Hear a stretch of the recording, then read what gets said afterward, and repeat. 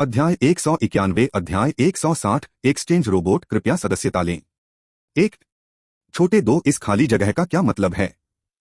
क्या इन अदृश्य उपकरणों को चलाने के लिए लोगों की जरूरत होती है? वरना तुम कुर्सियां क्यों लगाओगे? तांग किंग ने सोचा। अब तक डेटा स्ट्रीम के अलावा कमांड रूम में किसी भी उपकरण का कोई निशान नहीं दिखा था। मुझे मत बताना कि ये मेजे ही उपकरण हैं। ऐसा हो सकता है।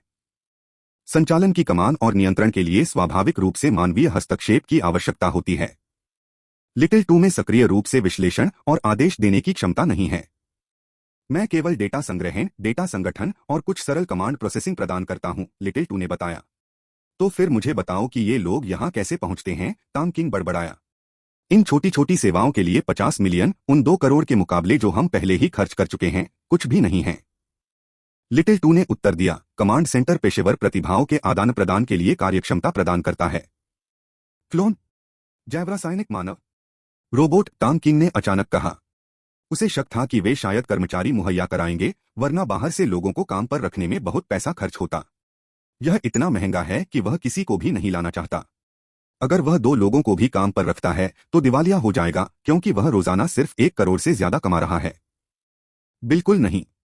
आप इसे रोबोट समझ सकते हैं, लेकिन इनके पास मानव शरीर होता है जो परमाणु क्षेत्र बलों द्वारा संश्लेषित होता है।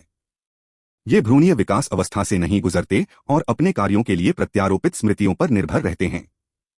ये अपने कमांडर के प्रति पूरी तरह वफादार होते हैं, लिटिल टू ने समझाया। क्या इंसानों को भी संश्लेषित किया जा सकता है? तुम मजाक कर रहे हो? तांग किंग हकलाते हुए आश्चर्य से पीछे हट गया। वह मान सकता था कि नकदी और आग्नेयास्त्र संश्लेषित होते हैं, लेकिन उसे यह समझना मुश्किल था कि मानव शरीर को तकनीक से पूरी तरह संश्लेषित किया जा सकता है। यहां तक कि 3D प्रिंटिंग में भी यह अवधारणा नहीं है। यह विचार अजीब लगा। तांग किंग ने गहरी सांस ली। ठीक है, चलो इन्हें रोबोट ही समझ लेते हैं, बस इंसानों जैसे दिखने वाले रोबोट। खुद को डराने के अलावा और क्या कर सकते हो? लिटिल टू मजाक नहीं करता, लिटिल टू ने सरलता से कहा। एक और जिद्दी प्रणाली। तो मैं इसे कैसे बदल सकता हूं? इसकी कीमत कितनी होगी? तांग किंग ने पूछा। कमांडर, कृपया स्क्रीन पर देखें, लिटिल टू ने सलाह दी। जैसे ही लिटिल टू ने बोलना समाप्त किया, मंच के एक और एक विशाल होलोग्राफिक स्क्रीन खुल गई, जिस पर विभिन्न रोबोटों की कीमतें सूचीबद्ध थीं। स्तर 1 लड़ाकू कार्मिक, शारीरिक फिटनेस 100, उत्साह 100, कौशल सभी सैनिक कौशल में निपुणता। कीमत 1 मिलियन है। मात्रा या गति क्षेत्र की कोई सीमा नहीं। उन्नयन योग्य और संवर्धनीय। स्तर 2 लड़ाकू कार्मिक, शारीरिक फिटनेस 200, स्पिरिट 200, कौशल सभी सैनिक कौशल में निपुणता। कीमत 2 मिलियन है।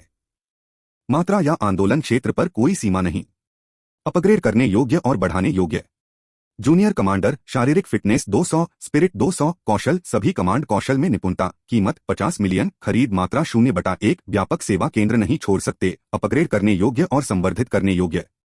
बेसिक इंटेलिजेंस एनालिस्ट, शारीरिक फिटनेस 100, स्पिरिट 100, कौशल सभी विश्लेषण कौशल में निपुणता। मूल्य 2 मिलियन। खरीद मात्रा या परिचालन क्षेत्र पर कोई सीमा नहीं। अपग्रेड करने योग्य और बढ़ाने योग्य।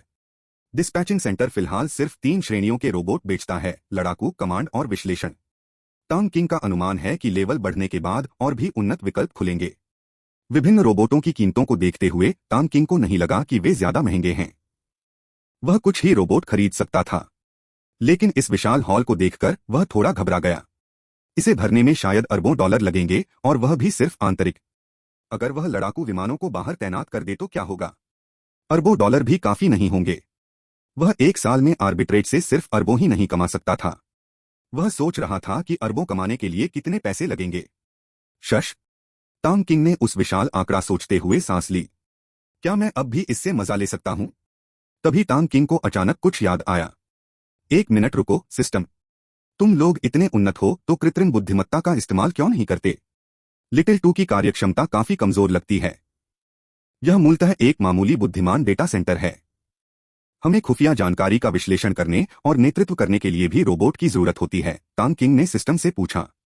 हालांकि उनके पास लड़ाकू कर्मियों के बारे में कहने के लिए कुछ नहीं था, क्योंकि सिस्टम निश्चित रूप से ऐसा नहीं कर सकता था, लेकिन उन्होंने सवाल जरूर किया कि खुफिया जानकारी के विश्लेषण और कमान के लिए रोबोट की क्या जरूरत है। सक्रिय कृत्रिम बुद्धिमत्ता की अनियंत्रितता के कारण संघ कृत्रिम बुद्धिमत्ता कार्यक्रमों के विकास और उपयोग पर सख्ती से प्रतिबंध लगाता है। हालांकि विशेष अर्धकृत्रिम बुद्धिमत्ता कार्यक्रम हैं जो खुफिया विश्लेषण और कमांड कार्य को प्रतिस्थापित कर सकते हैं। सिस्टम के रचनाकारों ने इस कार्यक्रम को लोड नहीं किया। सिस्टम ने असामान्य रूप से बहुत विस्तार से समझाया। सिस्टम ने जो कहा उसका सार यही था, मैं तुम्हें इस तरह की सेवा नहीं दूंगा। अगर तुम्हें यह चाहिए तो तुम्हें सामान्य रास्ता अपनाना होगा, इसे खरीदना होगा, कोई शॉर्टकट नहीं। कृत्रिम बुद्धिमत्ता अनियंत्रित क्यों है? चूंकि कोई और रास्ता नहीं था, टांग किंग को यह स्वीकार करना पड़ा। हालांकि इस प्रणाली ने कृत्रिम बुद्धिमत्ता के बारे में उसकी जिज्ञासा जगा दी थी। आखिरकार टर्मिनेटर सीरीज का स्काईनेट पूरी तरह से एक विज्ञान कथा अवधारणा नहीं लग रहा था, यह वास्तव में घातक था। सिस्टम ने कहा, इस जानकारी की कीमत 10 मिलियन है। टांग किंग हैरान रह गया। तुमने सचमुच खुफिया जानकारी बेचना शुरू कर दिया है? पहले तो सिस्टम बस इतना कह देता था कि उसके पास किसी वर्जित विषय का कोई जवाब नहीं है। अब तो वह जानकारी बेच रहा था।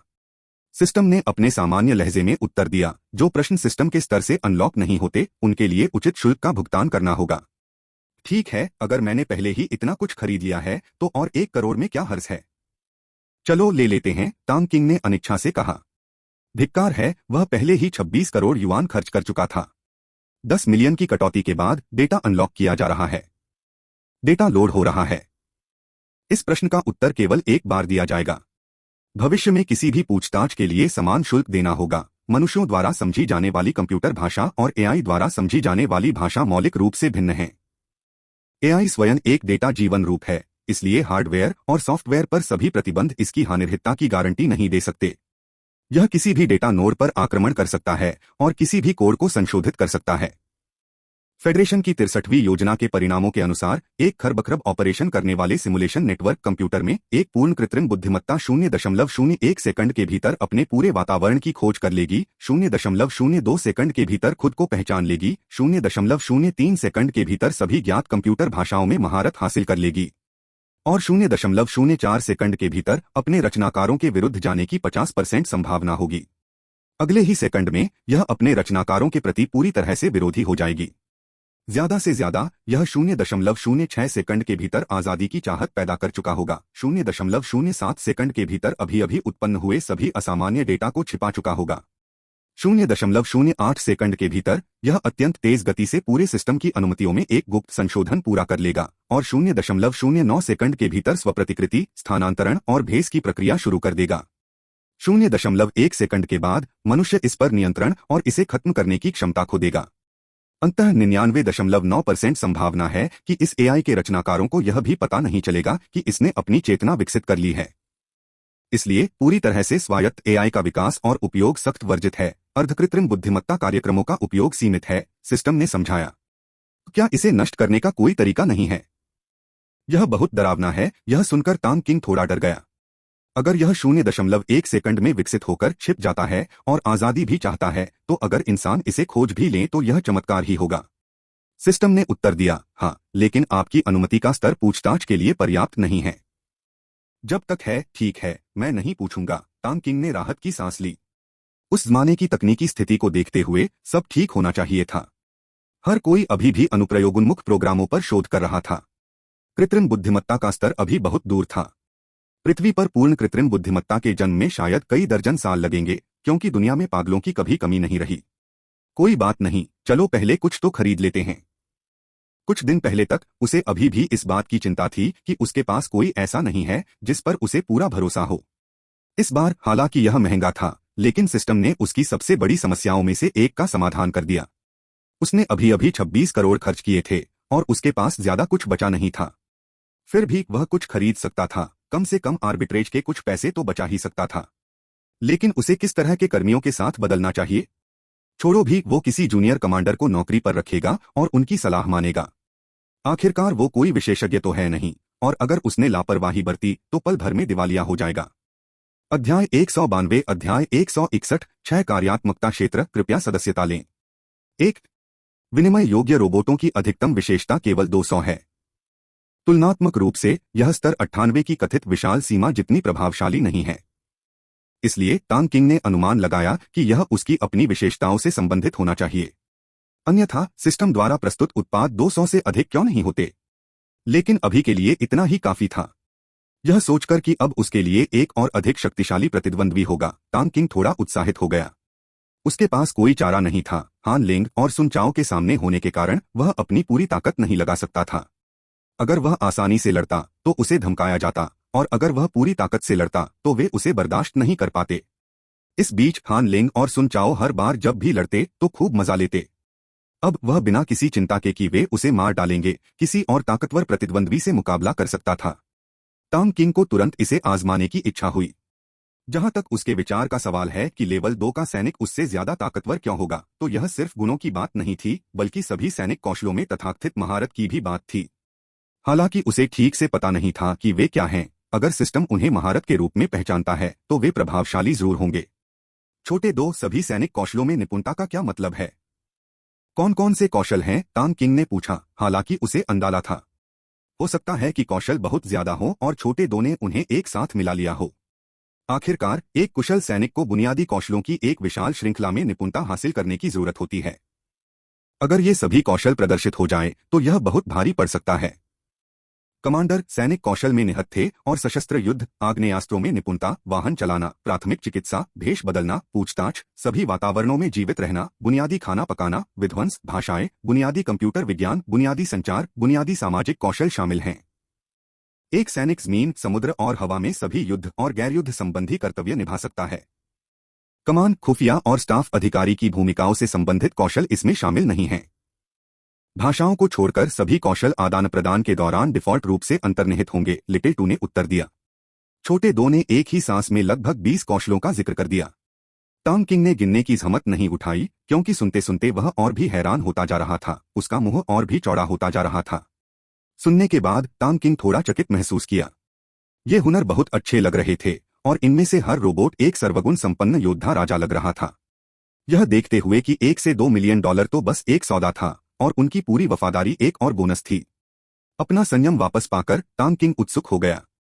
वह भी बिना मेहनत के लाभ पाना चाहता था, चाहे इसके लिए कुछ पैसे ही क्यों न खर्च करने पड़े। सबसे जरूरी बात यह थी कि इससे समय की बचत होगी। इसलिए उसने उत्सुकता से पूछा, छोटे 2, क्या मैं ये हुनर सीख सकता हूँ? हाँ कमांडर, कॉम्बैट डिस्पैच सेंटर में एक सिमुलेशन प्रशिक्षण क्षेत्र है। आप किसी भी रोबोट से जिसने उसमें महारत हासिल कर ली है कोई भी कौशल निःशुल्क सीख सकते हैं, लिटिल 2 ने उत्तर दिया। टांग किंग ये सुनना नहीं चाहता था। वो धीरे धीरे सीखने की बजाय तुरंत महारत हासिल करना चाहता था। उसने तुरंत पूछा, छोटे 2, क्या मैं इन्हें तुरंत नहीं सीख सकता? आखिरकार रोबोट तो सीख ही लेते हैं। कमांडर, संश्लेषण के दौरान रोबोट स्मृति छाप प्राप्त करते हैं, इसलिए इसका उन पर कोई प्रभाव नहीं पड़ता। हालांकि आपको कॉम्बैट डिस्पैच सेंटर से कौशल की स्मृति छाप को झेलने के लिए लेवल 10 जीन लॉक को अनलॉक करना होगा। यदि आप लेवल 10 तक पहुंचे बिना इसका उपयोग करते हैं तो सफलता दर केवल 10% है और विफलता से अपरिवर्तनीय स्थायी क्षति हो सकती है, लिटिल 2 ने समझाया। टांग किंग ने अपने होठों को भींचते हुए फिर पूछा, सिस्टम, जब मेरा पुनर्जन्म हुआ था तो उसे भी स्मृति छाप के रूप में गिना गया था, है ना? तब मैं ठीक कैसे था? उसने लिटिल 2 की बात मान ली थी, लेकिन उसे सिस्टम से पुष्टि चाहिए थी।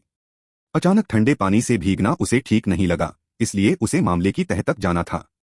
होस्ट, उस समय आपका मस्तिष्क सिस्टम सुरक्षा के अंतर्गत था, इसलिए यह भारी स्मृति स्थानांतरण को झेल सकता था। हालांकि अब सिस्टम स्मृति मुद्रण के लिए ओवरलोडिंग सुरक्षा प्रदान नहीं करता है, सिस्टम ने उत्तर दिया। सिस्टम, क्या सारे कौशल एक साथ बदलने के बजाय उन्हें थोड़ा थोड़ा करके बदलना कारगर नहीं होगा? टांग किंग ने हार न मानते हुए पूछा। एक साथ सारे कौशल बदलना बेशक बहुत भारी पड़ेगा, लेकिन थोड़ा थोड़ा करके ऐसा करना ठीक रहेगा, है ना? स्मृति छाप के कारण होने वाला अधिभार अंकित मात्रा से संबंधित नहीं है, बल्कि शरीर की वहन क्षमता से संबंधित है, सिस्टम ने टांग किंग को एक और झटका दिया। टांग किंग ने फिर कुछ नहीं पूछा। निराश होकर उसने मुंह मोड़ लिया। सिस्टम ने उसे बस इंतजार करने और देखने को कहा, 10वें स्तर के जीन लॉक को अनलॉक करने तक इंतजार करो। सच में अगर मैं उस मुकाम तक पहुंच जाता तो मैं ये सब खुद ही सीख लेता। क्या मुझे अब भी तुम्हारी जरूरत है कि तुम इन्हें मेरे लिए छापो? क्या तुम्हें सच में लगता है कि मेरी सीखने की क्षमता सिर्फ दिखावे के लिए है? ये तो बिल्कुल चिकन रिब है। यही एकमात्र तरीका था जिससे वह खुद को तसल्ली दे सकता था। हालांकि वह मन ही मन शिकायत करता था, फिर भी बिना मेहनत किए लाभ पाने का विचार उसे लुभाता था। वैसे लिटिल 2, यहाँ कितने कार्यात्मक क्षेत्र हैं? तुमने अभी प्रशिक्षण क्षेत्र का जिक्र किया था। टांग किंग को अचानक याद आया कि लिटिल 2 ने प्रशिक्षण क्षेत्र का जिक्र किया था। विशाल कमांड रूम को देखकर उसने सोचा कि अगर इसे क्षेत्रफल के हिसाब से मापा जाए तो यह जरूर बहुत बड़ा होगा। कमांडर, कॉम्बैट डिस्पैच सेंटर को 6 कार्यात्मक क्षेत्रों में विभाजित किया गया है। Command room, living area, simulation प्रशिक्षण क्षेत्र, लॉजिस्टिक्स और उपकरण क्षेत्र, ट्रांसमिशन क्षेत्र और अनुसंधान और उत्पादन क्षेत्र। 6 क्षेत्रों में सभी बुनियादी मॉड्यूल सक्रिय कर दिए गए हैं, लिटिल टू ने उत्तर दिया। बाकी तो वह समझ गया, लेकिन ट्रांसमिशन क्षेत्र क्या था? यह बहुत उन्नत लग रहा था। क्या यह कोई टेलीपोर्टेशन एरे हो सकता है? छोटे 2, ट्रांसमिशन एरिया का क्या काम है, मतलब यह कहाँ टेलीपोर्ट होता है? टांग किंग ने सोचा और पूछा। अगर यह सिर्फ कॉम्प्रिहेंसिव सर्विस सेंटर के दूसरे बंद पड़े इलाकों में ही टेलीपोर्ट होता है तो इसका इस्तेमाल करने का कोई मतलब नहीं होगा। कॉम्बैट डिस्पैच सेंटर के अंदर टेलीपोर्ट करना भी बेकार होगा। लेकिन अगर यह बाहर टेलीपोर्ट कर सके तो यह रोमांचक होगा। कमांडर, ट्रांसमिशन क्षेत्र का उपयोग लड़ाकू विमानों और उपकरणों को उन स्थानों पर टेलीपोर्ट करने के लिए किया जाता है जहां सापेक्ष ट्रांसमिशन नोड्स होते हैं। इसका उपयोग व्यापक सेवा केंद्र के अन्य भागों में ट्रांसमिशन क्षेत्रों में पदार्थों को ले जाने के लिए भी किया जाता है, लिटिल टू ने समझाया। सापेक्ष ट्रांसमिशन नोड्स, यह क्या है? टांग किंग ने फिर पूछा। Relative transmission nodes portable teleportation device हैं। कमांडर, आपको कर्मियों और उपकरणों को तैनात करने और टेलीपोर्ट करने के लिए बस इसे एक सपाट सतह पर रखना होगा। चूंकि आप, कमांडर, अपने साथ लाए गए सामान के अलावा कुछ भी नहीं ले जा सकते, इसलिए आप ट्रांसमिशन क्षेत्र का उपयोग बाहर किसी भी रिलेटिव ट्रांसमिशन नोड पर टेलीपोर्ट करने के लिए भी कर सकते हैं, लिटिल टू ने समझाया। टांग किंग ने सिर हिलाया। यह तो समझ में आता है कि टेलीपोर्टेशन के लिए एक पोजिशनिंग डिवाइस की जरूरत होगी, वरना निर्देशांक कैसे पहचाने जाएंगे? बिना लक्ष्य के टेलीपोर्टेशन विनाशकारी होगा, हो सकता है कि लोग भूमिगत हो जाएं। बाद वाली बात समझना आसान है, वह अपनी चीजों के साथ सिस्टम में कहीं भी टेलीपोर्ट कर सकता था। जाहिर है, केंद्र में कर्मचारियों का प्रवेश सीधे सिस्टम द्वारा प्रबंधित नहीं होता, बल्कि ऐसा लगता है कि लिटिल टू को चीजों को संभालने के लिए एक टेलीपोर्टेशन इंटरफेस दिया गया है। कैसी आलसी व्यवस्था है। तो हमारे पास नोड उपकरणों के कितने सेट हैं? टांग किंग ने फिर पूछा। यही तो उसकी असली चिंता थी। अगर दुनिया भर में नोड उपकरणों के कुछ 100 सेट लगाए जा सकें तो कितना मजा आएगा। उसे बाहर जाने के लिए हवाई जहाज की भी जरूरत नहीं पड़ेगी।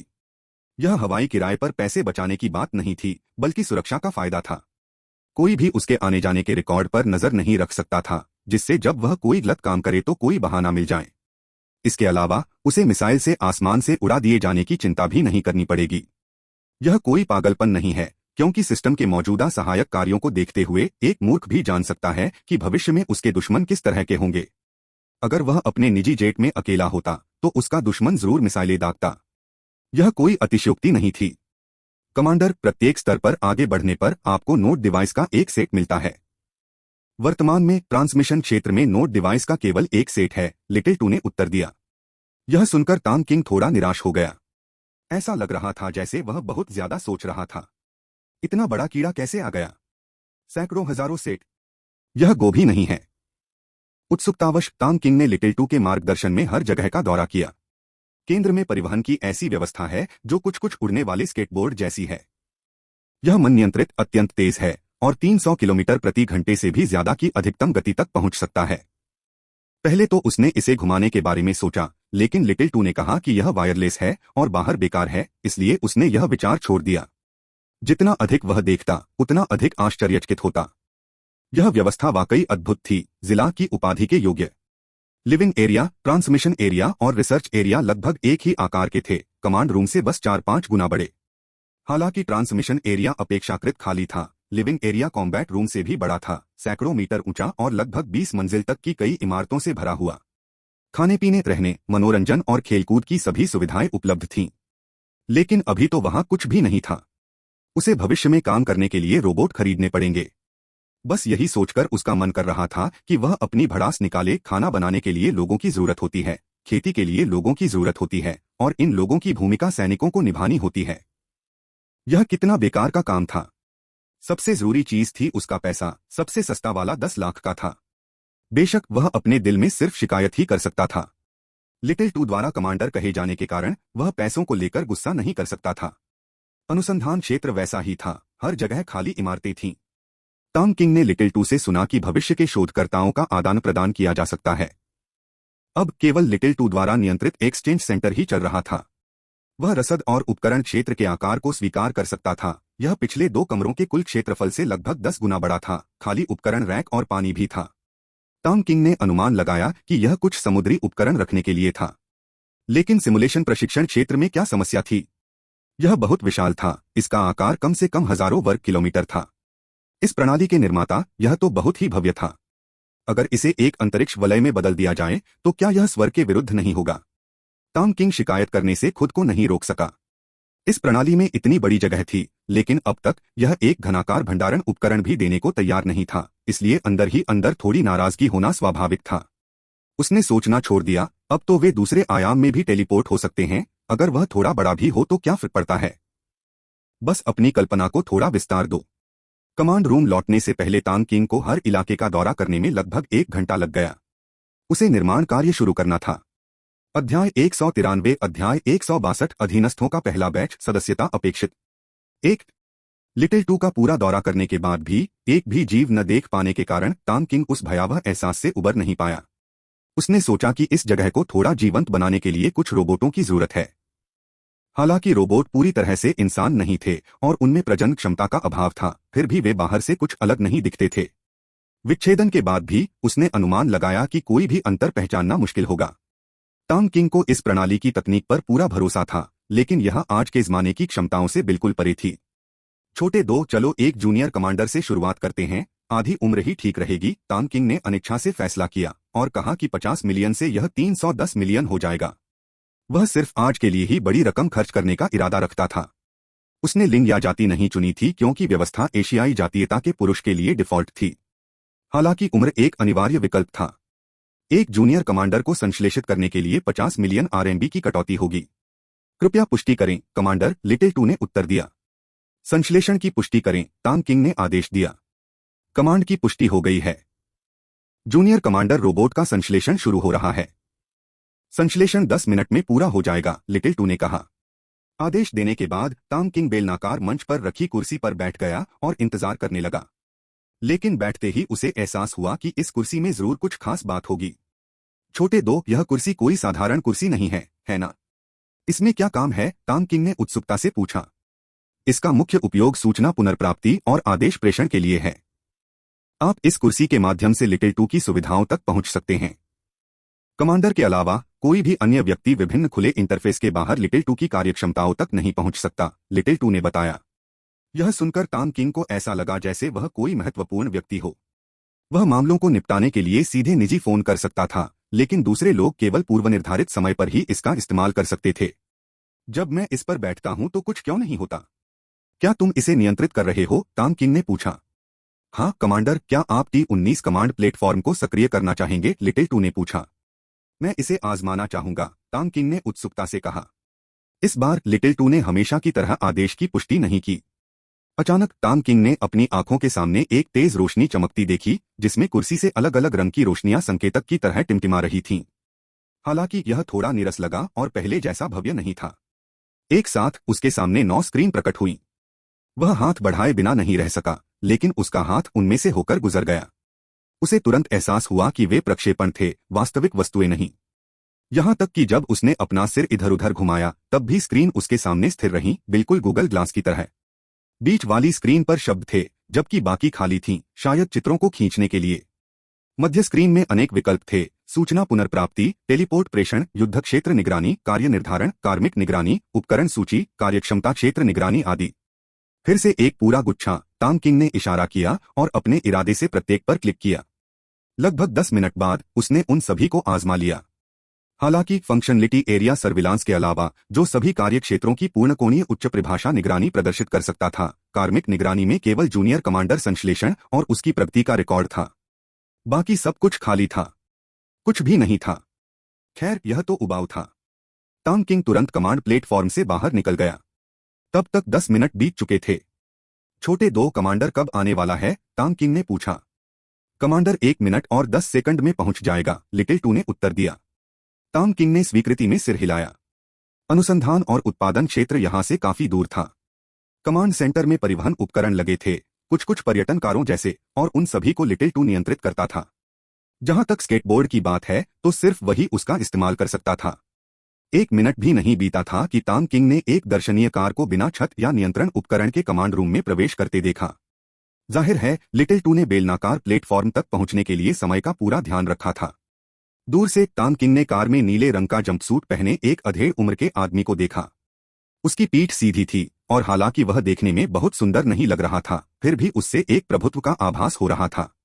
अगर तांग किंग को यह न पता होता कि यह आभा शायद पेशेवर स्मृति प्रत्यारोपण से आई है, तो वह उसे कोई अनुभवी जनरल समझ लेता। मध्यम आयु वर्ग का व्यक्ति कार से उतरकर जल्दी से प्लेटफार्म पर आया और तांग किंग को उत्साहपूर्वक सलाम किया। नमस्ते कमांडर, नंबर 001 कमांडर आपकी सेवा में। नमस्ते, अब से आपको तांग ही कहा जाएगा, तांग किंग ने सलामी का जवाब दिया और उसे एक नाम दिया, एक ऐसा नाम जो मुख्य नियंत्रण प्रणाली की लंबाई से मेल खाता था। समझ गया कमांडर, तांग ही आपकी सेवा में है, कमांडर ने उत्तर दिया।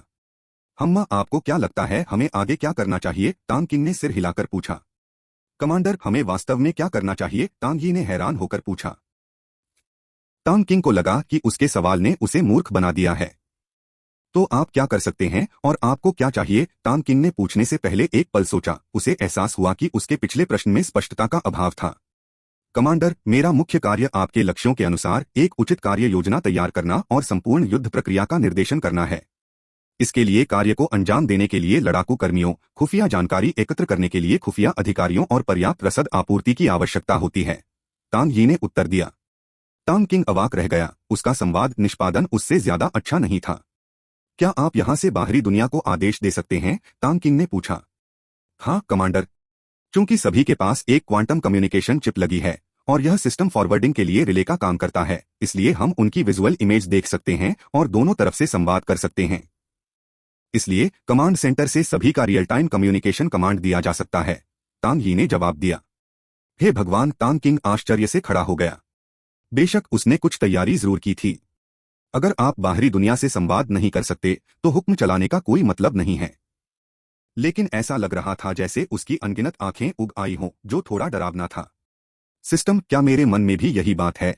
उसे सिस्टम के साथ हुई अपनी बातचीत याद आ गई और वह बहुत उलझन में पड़ गया। मेजबान के दिमाग में कोई कृत्रिम पदार्थ नहीं है। यह प्रणाली एक अस्तित्व है जिसे आप समझ नहीं सकते। यह अस्तित्व और अनस्तित्व के बीच कहीं है, प्रणाली ने जवाब दिया। सिस्टम को दिखावा करते देख तांग किंग ने फिर कुछ नहीं पूछा। आखिरकार सिस्टम के अद्भुत काम को देखते हुए अगर कोई चिप उसका वाहक होती तो मजाक ही होता। तंग सूट में तांग यी को देखकर तांग किंग को अचानक कुछ याद आया। हालांकि एक कमांडर को हथियारों की जरूरत नहीं होती, लेकिन कुछ अच्छे कपड़े जरूरी हैं। जब जे लो के पहनावे ने सबको अवाक कर दिया, अच्छे अर्थ में नहीं। हर ब्यूटी। छोटे दो, क्या यहाँ कपड़े बनाए जा सकते हैं? तांग किंग ने पूछा। कमांडर, वर्तमान में अनुसंधान और उत्पादन क्षेत्र केवल कार्मिक विनिमय सेवाएं प्रदान करता है, लिटिल टू ने जवाब दिया। ठीक है तांग यी, मैं कुछ लोगों को गुप्त सुरक्षा प्रदान करने के बारे में सोच रहा हूँ। कोई सुझाव? तांग किंग अपने परिवार के सदस्यों के लिए अंगरक्षक ढूंढना चाहता था। हालांकि उस समय उसका कोई शक्तिशाली दुश्मन नहीं था, फिर भी कुछ तितली प्रभाव वाली घटनाएं जो पहले कभी नहीं घटीं, उसे अपने पिछले जन्मों की याददाश्त पर शक करने लगीं। बेहतर होगा कि उनकी रक्षा के लिए कोई मिल जाए। कमांडर, आपकी और कर्मियों की जानकारी के आधार पर मैं सुझाव देता हूं कि प्रत्येक व्यक्ति को गुप्त सुरक्षा के लिए एक लड़ाकू नियुक्त किया जाए, जबकि प्रत्येक 3 लोगों के लिए रिमोट सपोर्ट के लिए कमांड रूम में कम से कम एक बेसिक इंटेलिजेंस विश्लेषक रखा जाए, तांग यी ने उत्तर दिया। गणना के हिसाब से मुझे एक व्यक्ति पर 60 लाख खर्च करने पड़ेंगे, तांग किंग ने फुसफुसाते हुए कहा। उसने निश्चित रूप से ऐसे लड़ाकों को चुना जिनकी संपत्ति $200 की थी, यानी कुल मिलाकर 60 लाख।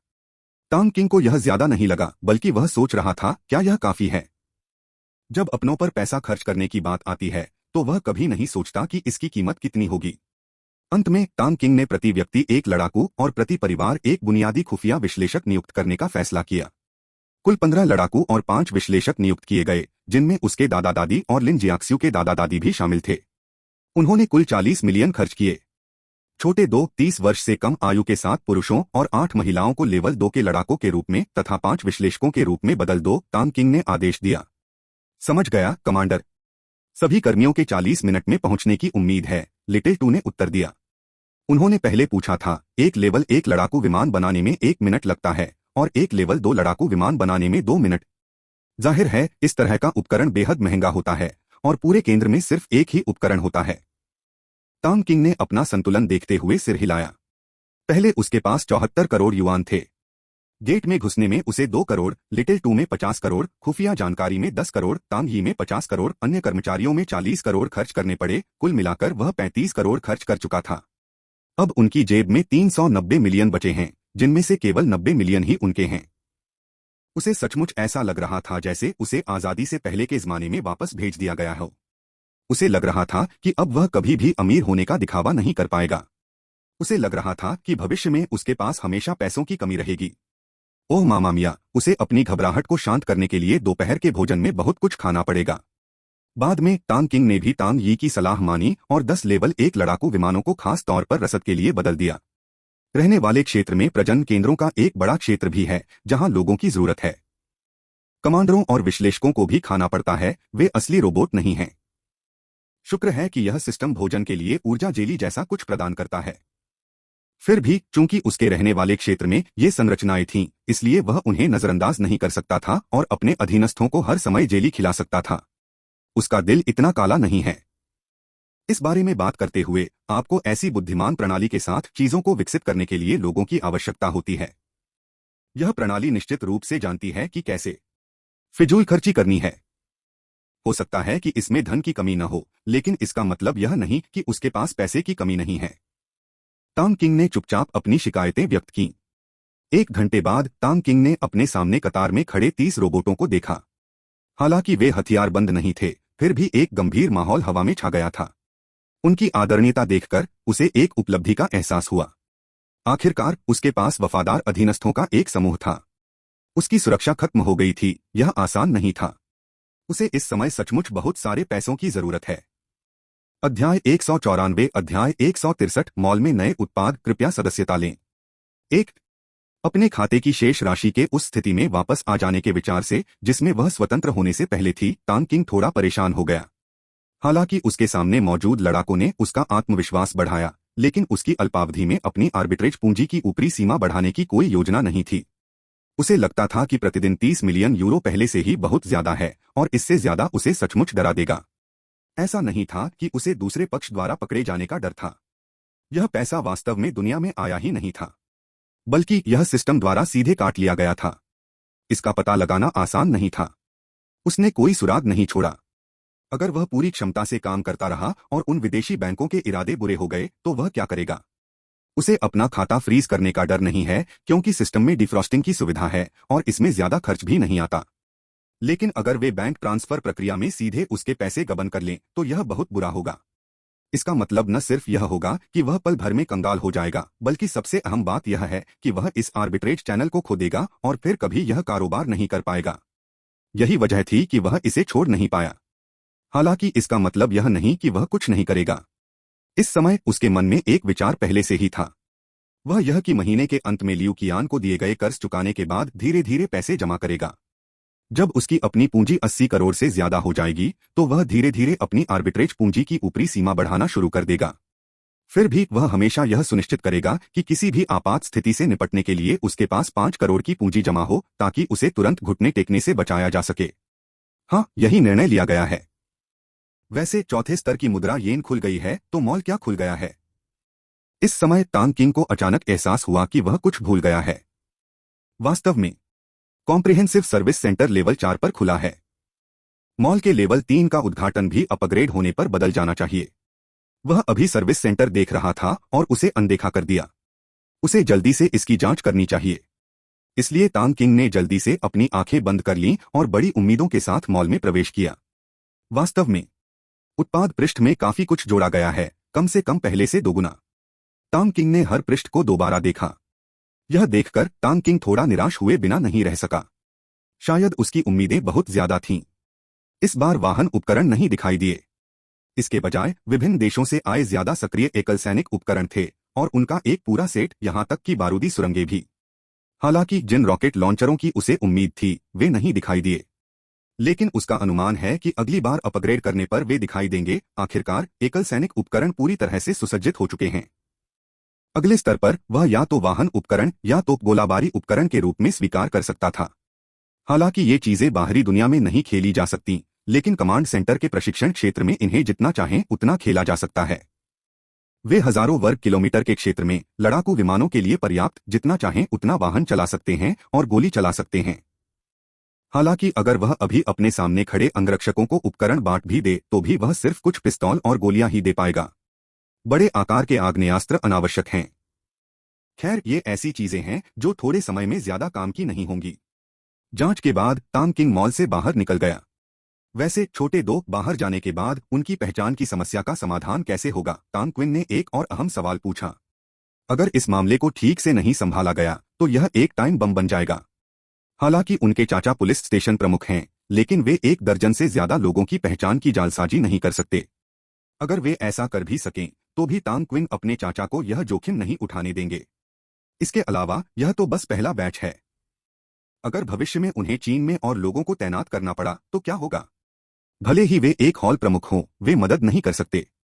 होस्ट, यह सिस्टम सभी प्रवासियों की असली पहचान संबंधी जानकारी तैयार कर देगा। इससे पहले कि लिटिल टू जवाब दे पाता, सिस्टम पहले जवाब देने के लिए दौड़ पड़ा।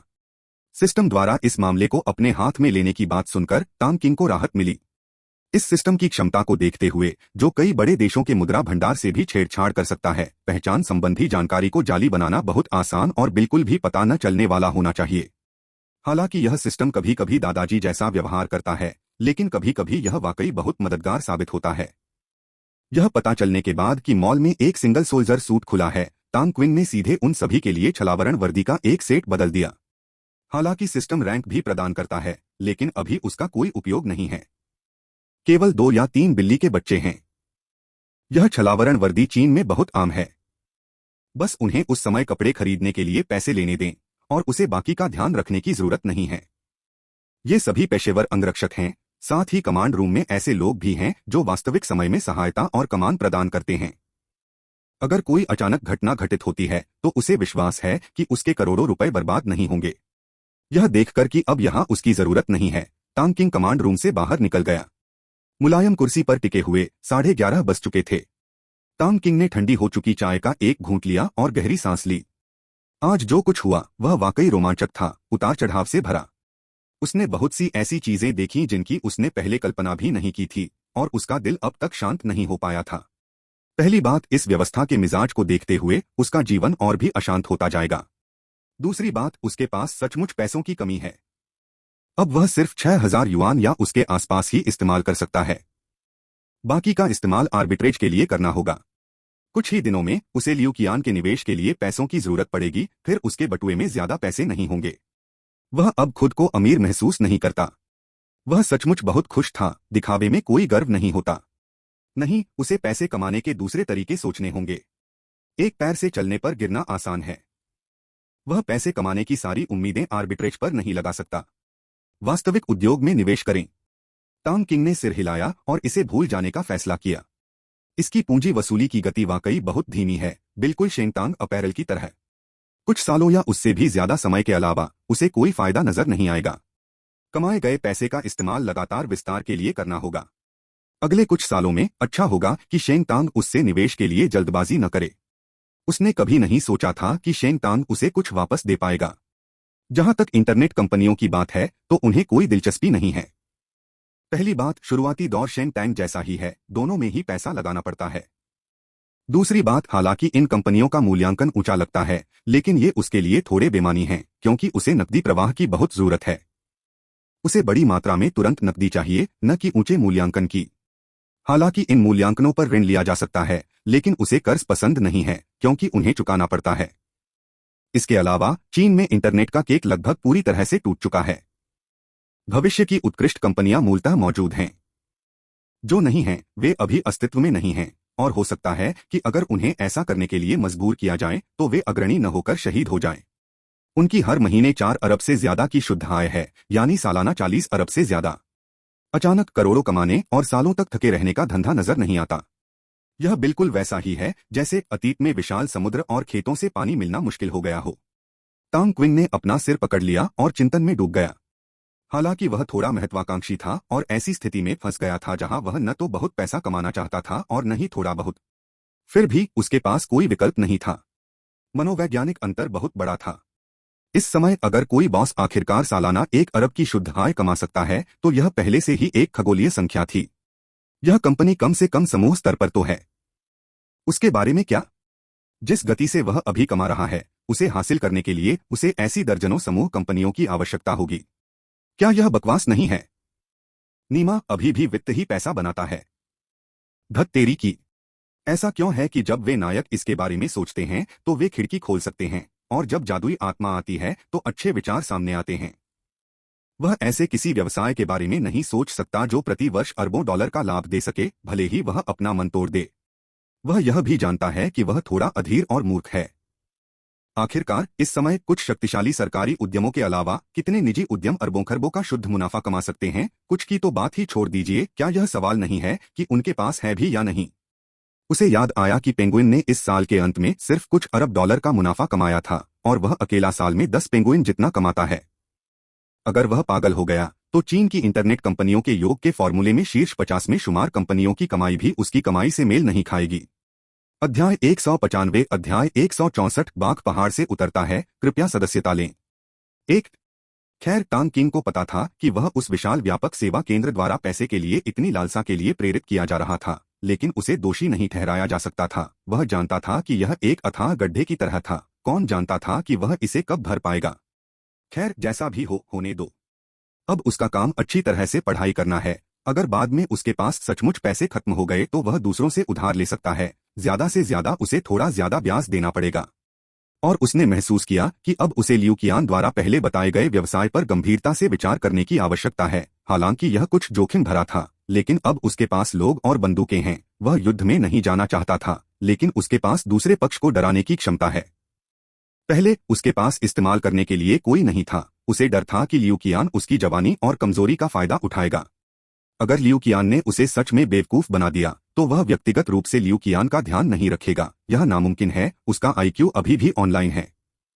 लेकिन अब बात अलग है, उसके पास भरोसेमंद अधीनस्थ हैं और उनमें अपार युद्ध शक्ति है।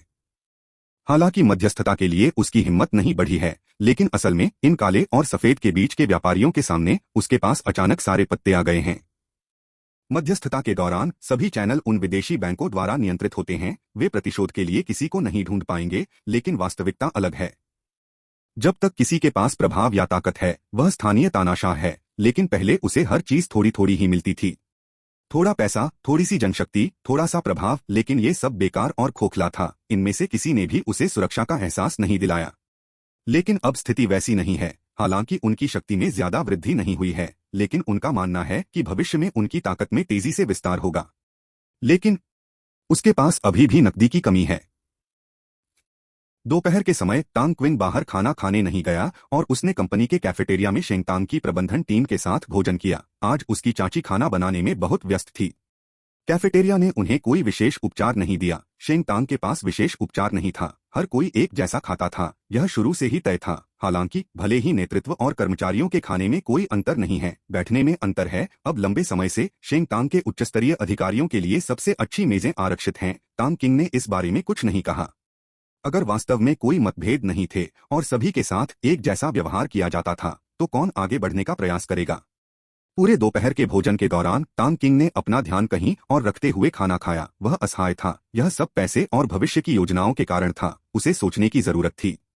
टांग क्विंग की गंभीर अभिव्यक्ति और रुचि की कमी को देखते हुए प्रबंधन टीम ने बात नहीं की जैसा कि वे आमतौर पर करते थे। चुपचाप अपने डिब्बाबंद भोजन खाते रहे। आमतौर पर वे मजाक कर सकते थे, लेकिन जब बॉस गहरे विचारों में होते हैं तो वे उन्हें परेशान करने की हिम्मत नहीं करते, क्योंकि इससे उन्हें परेशानी होगी। दोपहर के भोजन के बाद टांग क्विंग स्कूल लौट आया और पूरी दोपहर चिंतित रहा। हालांकि इससे उसे ज्यादा मदद नहीं मिली थी। उसने कोई समाधान नहीं सोचा था। शाम के 8 बजे तक अंधेरा छा चुका था। टांग किंग ने टहलने का बहाना बनाकर उपनगरों में एक खाली पड़ी चावल प्रसंस्करण फैक्ट्री तक गाड़ी चलाने का फैसला किया। यह गाड़ी उसने सुनचाओ से पहले ही दोपहर में काम से छुट्टी मिलने के बाद पड़ोस के पास पार्क करने को कहा था। सुनचाओ ने बिना कुछ पूछे, बिना किसी हिचकिचाहट के ऑर्डर पूरा कर दिया। यह कारखाना उसे झो ली के घर जाते समय मिला था, जब वह पैसे इकट्ठा करने के लिए एक छोटा रास्ता अपना रहा था। उस समय इस खाली पड़े कारखाने का मुख्य द्वार हटा दिया गया था और आसपास का इलाका खेतों से भरा था, जहां ज्यादा लोग नहीं थे। वह यहां उन अंगरक्षकों को छोड़ने आया था जिन्हें पहले ही पकड़ लिया गया था। दिन के समय ऐसा करना बहुत खतरनाक था। टांग किंग ने कार उस खाली पड़ी फैक्ट्री के प्रवेश द्वार पर खड़ी कर दी और सारी लाइटें बंद कर दी। हल्की चांदनी की वजह से उसकी नजर पर कोई असर नहीं पड़ा। उसने आसपास का ध्यान से निरीक्षण किया और पाया कि आसपास कोई नहीं है। फिर वह मुड़ा और अंदर चला गया। सुरक्षा कारणों से अगर कोई बेघर या ऐसा ही कोई हो तो उसने अच्छी तरह से तलाशी ली, लेकिन उसे कुछ नहीं मिला। इसके बाद तांग किंग कुछ इमारतों के बीच एक सीमेंट की खुली जगह पर आया और लिटिल टू द्वारा दिया गया उपकरण निकाला। उपकरण बड़ा नहीं था, लगभग मुट्ठी भर, बाहर से देखने पर एक काली गेंद जैसा लग रहा था। लिटिल टू द्वारा दिए गए निर्देशों के अनुसार तांग क्विन ने काली गेंद को जमीन पर रख दिया और 10 मीटर पीछे हट गया। सिस्टम, पहले टेलीपोर्टेशन नोड को सक्रिय करो। सक्रियण के बाद लिटिल टू को पहला ट्रांसपोर्ट प्लान निष्पादित करने दो, तांग किंग ने सिस्टम से धीरे से कहा। कमांड की पुष्टि हुई, पहला टेलीपोर्टेशन नोड सक्रिय हो गया। कनेक्शन स्थापित हो गया। पर्यावरण जांच शुरू हो गई। पर्यावरण जांच पूरी हो गई। सुरक्षा जांच शुरू हो गई। सुरक्षा जांच पूरी हो गई। टेलीपोर्टेशन शुरू करने के लिए तैयार, सिस्टम ने जवाब दिया। सिस्टम की आवाज पड़ते ही तांग किंग के सामने का काला गोला गायब हो गया। तांग किंग को ज्यादा आश्चर्य नहीं हुआ, गायब होना कोई बड़ी बात नहीं थी। धीरे धीरे जहां काला गोला गायब हुआ था वहां एक अर्धवृत्ताकार पारदर्शी खोल दिखाई दिया। यह खोल हवा में लटका हुआ था, जिसकी ऊंचाई लगभग गोले के केंद्र के बराबर थी, और यह धीरे धीरे फैल रहा था जब तक कि इसका व्यास 10 मीटर तक नहीं पहुंच गया, फिर रुक गया। तांग किंग जानता था कि यह खोल अभी भी फैल सकता है, लेकिन हर बार जब कोई टेलीपोर्टेशन ऑपरेशन किया जाता था तो वह योजनाबद्ध होता था, मानो कोई आदेश दे रहा हो। टेलीपोर्टेशन जोन में टेलीपोर्ट की जाने वाली वस्तु के आकार के अनुसार एक उपयुक्त आइसोलेशन जोन खोला जाता था। आइसोलेशन जोन के अंदर की सारी हवा और धूल को बाहर निकाल दिया जाता था ताकि एक निर्वात वातावरण बनाया जा सके, ताकि टेलीपोर्टेशन प्रक्रिया के दौरान अप्रत्याशित अवैध कणों के हस्तक्षेप से बचा जा सके। बिना किसी बिजली की आवाज, प्रकाश के फटने या किसी अजीब काले छेद के प्रकट होने के बिना किसी संकेत के, छद्म वर्दी पहने 15 पुरुष और महिलाएं तांग किंग की दृष्टि में दिखाई दिए, खोल के तल पर कदम रखते हुए, मध्य हवा में निलंबित, और फिर अचानक खोल गायब हो गया और सभी 15 लोग एक साथ उतरे, आदेशों की प्रतीक्षा में एक पंक्ति में खड़े थे। काली गेंद जमीन पर फिर से प्रकट हो गई। टेलीपोर्टेशन नोड की यही खासियत थी, यह किसी रास्ते जैसा कुछ नहीं बना सकता था, यह लोगों को इधर उधर चलने नहीं दे सकता था, यह सिर्फ टेलीपोर्ट कर सकता था। किसी स्थान को सौंपा गया कार्य पूरा होते ही टेलीपोर्टेशन प्लेटफॉर्म गायब हो जाता और एक काली गेंद में बदल जाता। अपने सामने 15 लोगों की टीम को देखकर, जिनमें से प्रत्येक सीधे खड़े थे और उनकी आंखों में दृढ़ निश्चयी भाव था, तांग किंग ने संतुष्टि में अपना सिर हिलाया। यह थोड़ा दिलचस्प लग रहा था। तुम बस योजना का पालन करो और उसे अंजाम दो, तांग किंग ने कहा। उसे ज्यादा कुछ कहने की जरूरत नहीं थी, उसे विश्वास था कि वफादार पहरेदारों का यह समूह उसे निराश नहीं करेगा। ये सभी विशेष अभियानों के विशेषज्ञ थे और उससे भी ज्यादा शक्तिशाली थे। सामने खड़े दर्जनों लोगों ने एक शब्द भी नहीं कहा, बस अपनी मुद्रा बदली और सावधान की मुद्रा में आ गए और सलामी दी। तांग किंग ने सिर हिलाया। यह युद्ध शिष्टाचार था, उन्हें अपरिचित वातावरण में छिपकर रहना जरूरी था। अगर उनके सामने वाले लोग चिल्लाते, समझ गए, तो वह घबरा जाते। तांग किंग ने भी जवाब में सलामी दी। बाद में तांग किंग ने उन्हें किंगयान शहर का रास्ता दिखाया और अकेले ही वापस चला गया। उसने कोई और सुविधा नहीं दी। पृष्ठभूमि में पेशेवरों का एक समूह योजना बना रहा था और वे स्वयं संचार और भेष कौशल में निपुण थे, इसलिए वातावरण के अनुकूल ढलना बहुत आसान था। उन्होंने ज्यादा कुछ नहीं कहा, क्योंकि योजना और लक्ष्य पहले ही स्पष्ट रूप से बता दिए गए थे और इन लोगों के पास पहले से ही उनके पहचान पत्र थे। नाम सिस्टम द्वारा चुने गए थे, बहुत विविधता के साथ। ये नाम उनके कमांडर तांग यी की तरह यूं ही नहीं रखे गए थे, लेकिन यह अच्छी बात है कि उन्हें नाम रखने में कोई दिलचस्पी नहीं थी।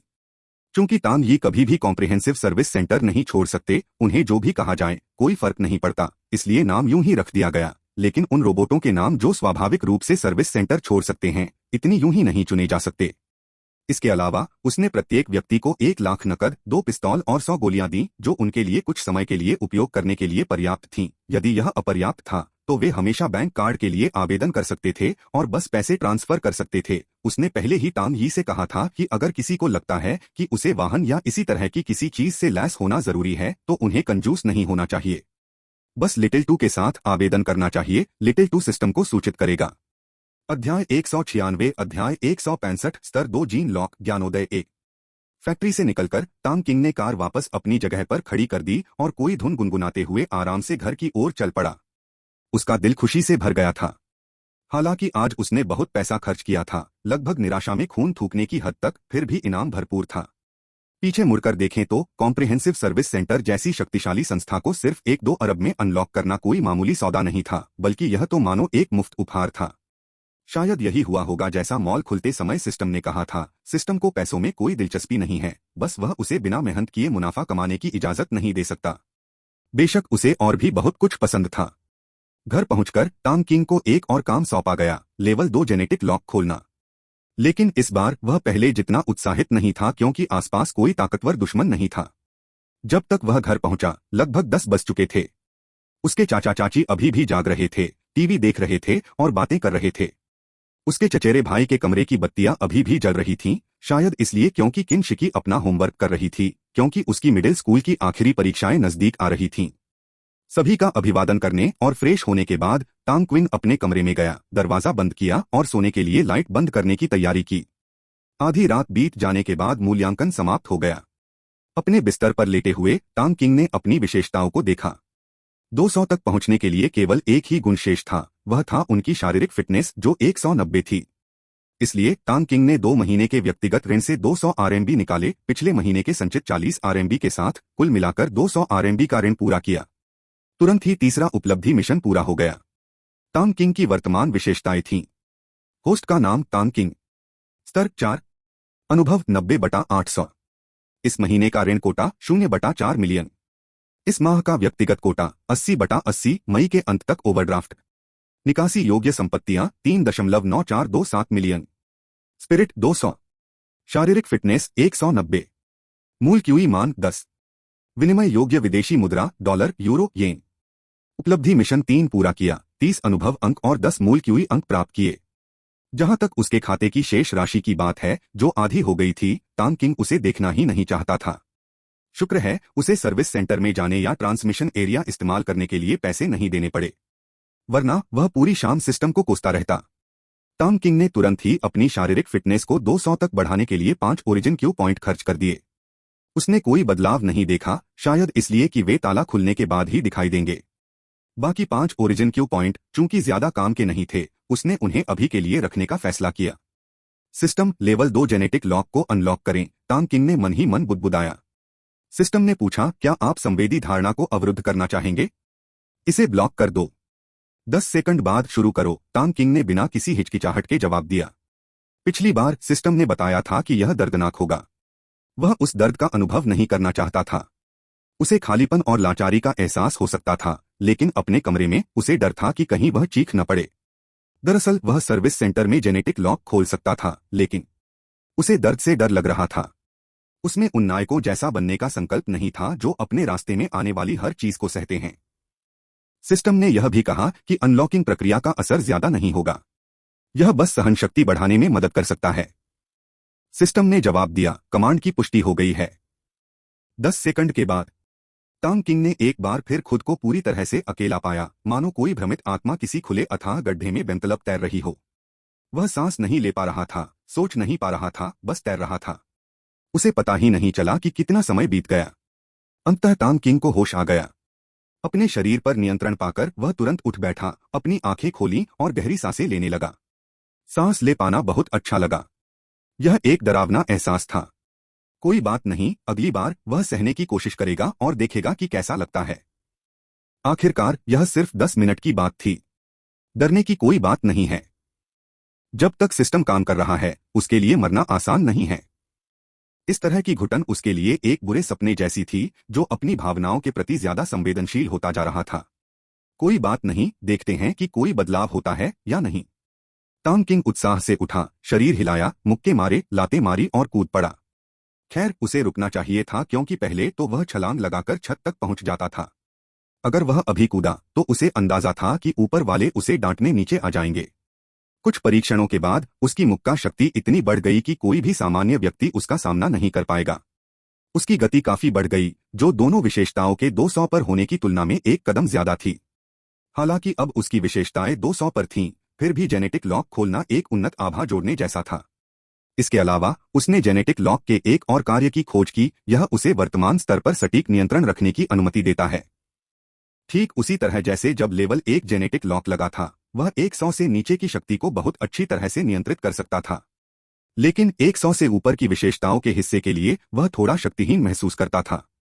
सिस्टम, क्या जेनेटिक लॉक शरीर पर नियंत्रण को मजबूत कर सकता है? तांग किंग ने पूछा। क्योंकि उसे समझ नहीं आया तो स्वाभाविक रूप से वह सिस्टम से पूछेगा। हाँ, मेजबान। आनुवंशिक लॉक वर्तमान स्तर और उससे नीचे की शक्ति पर मेजबान के नियंत्रण को बढ़ा सकता है। यह अल्पकालिक अभ्यास और अनुकूलन के माध्यम से एक आदर्श स्तर तक पहुंच सकता है।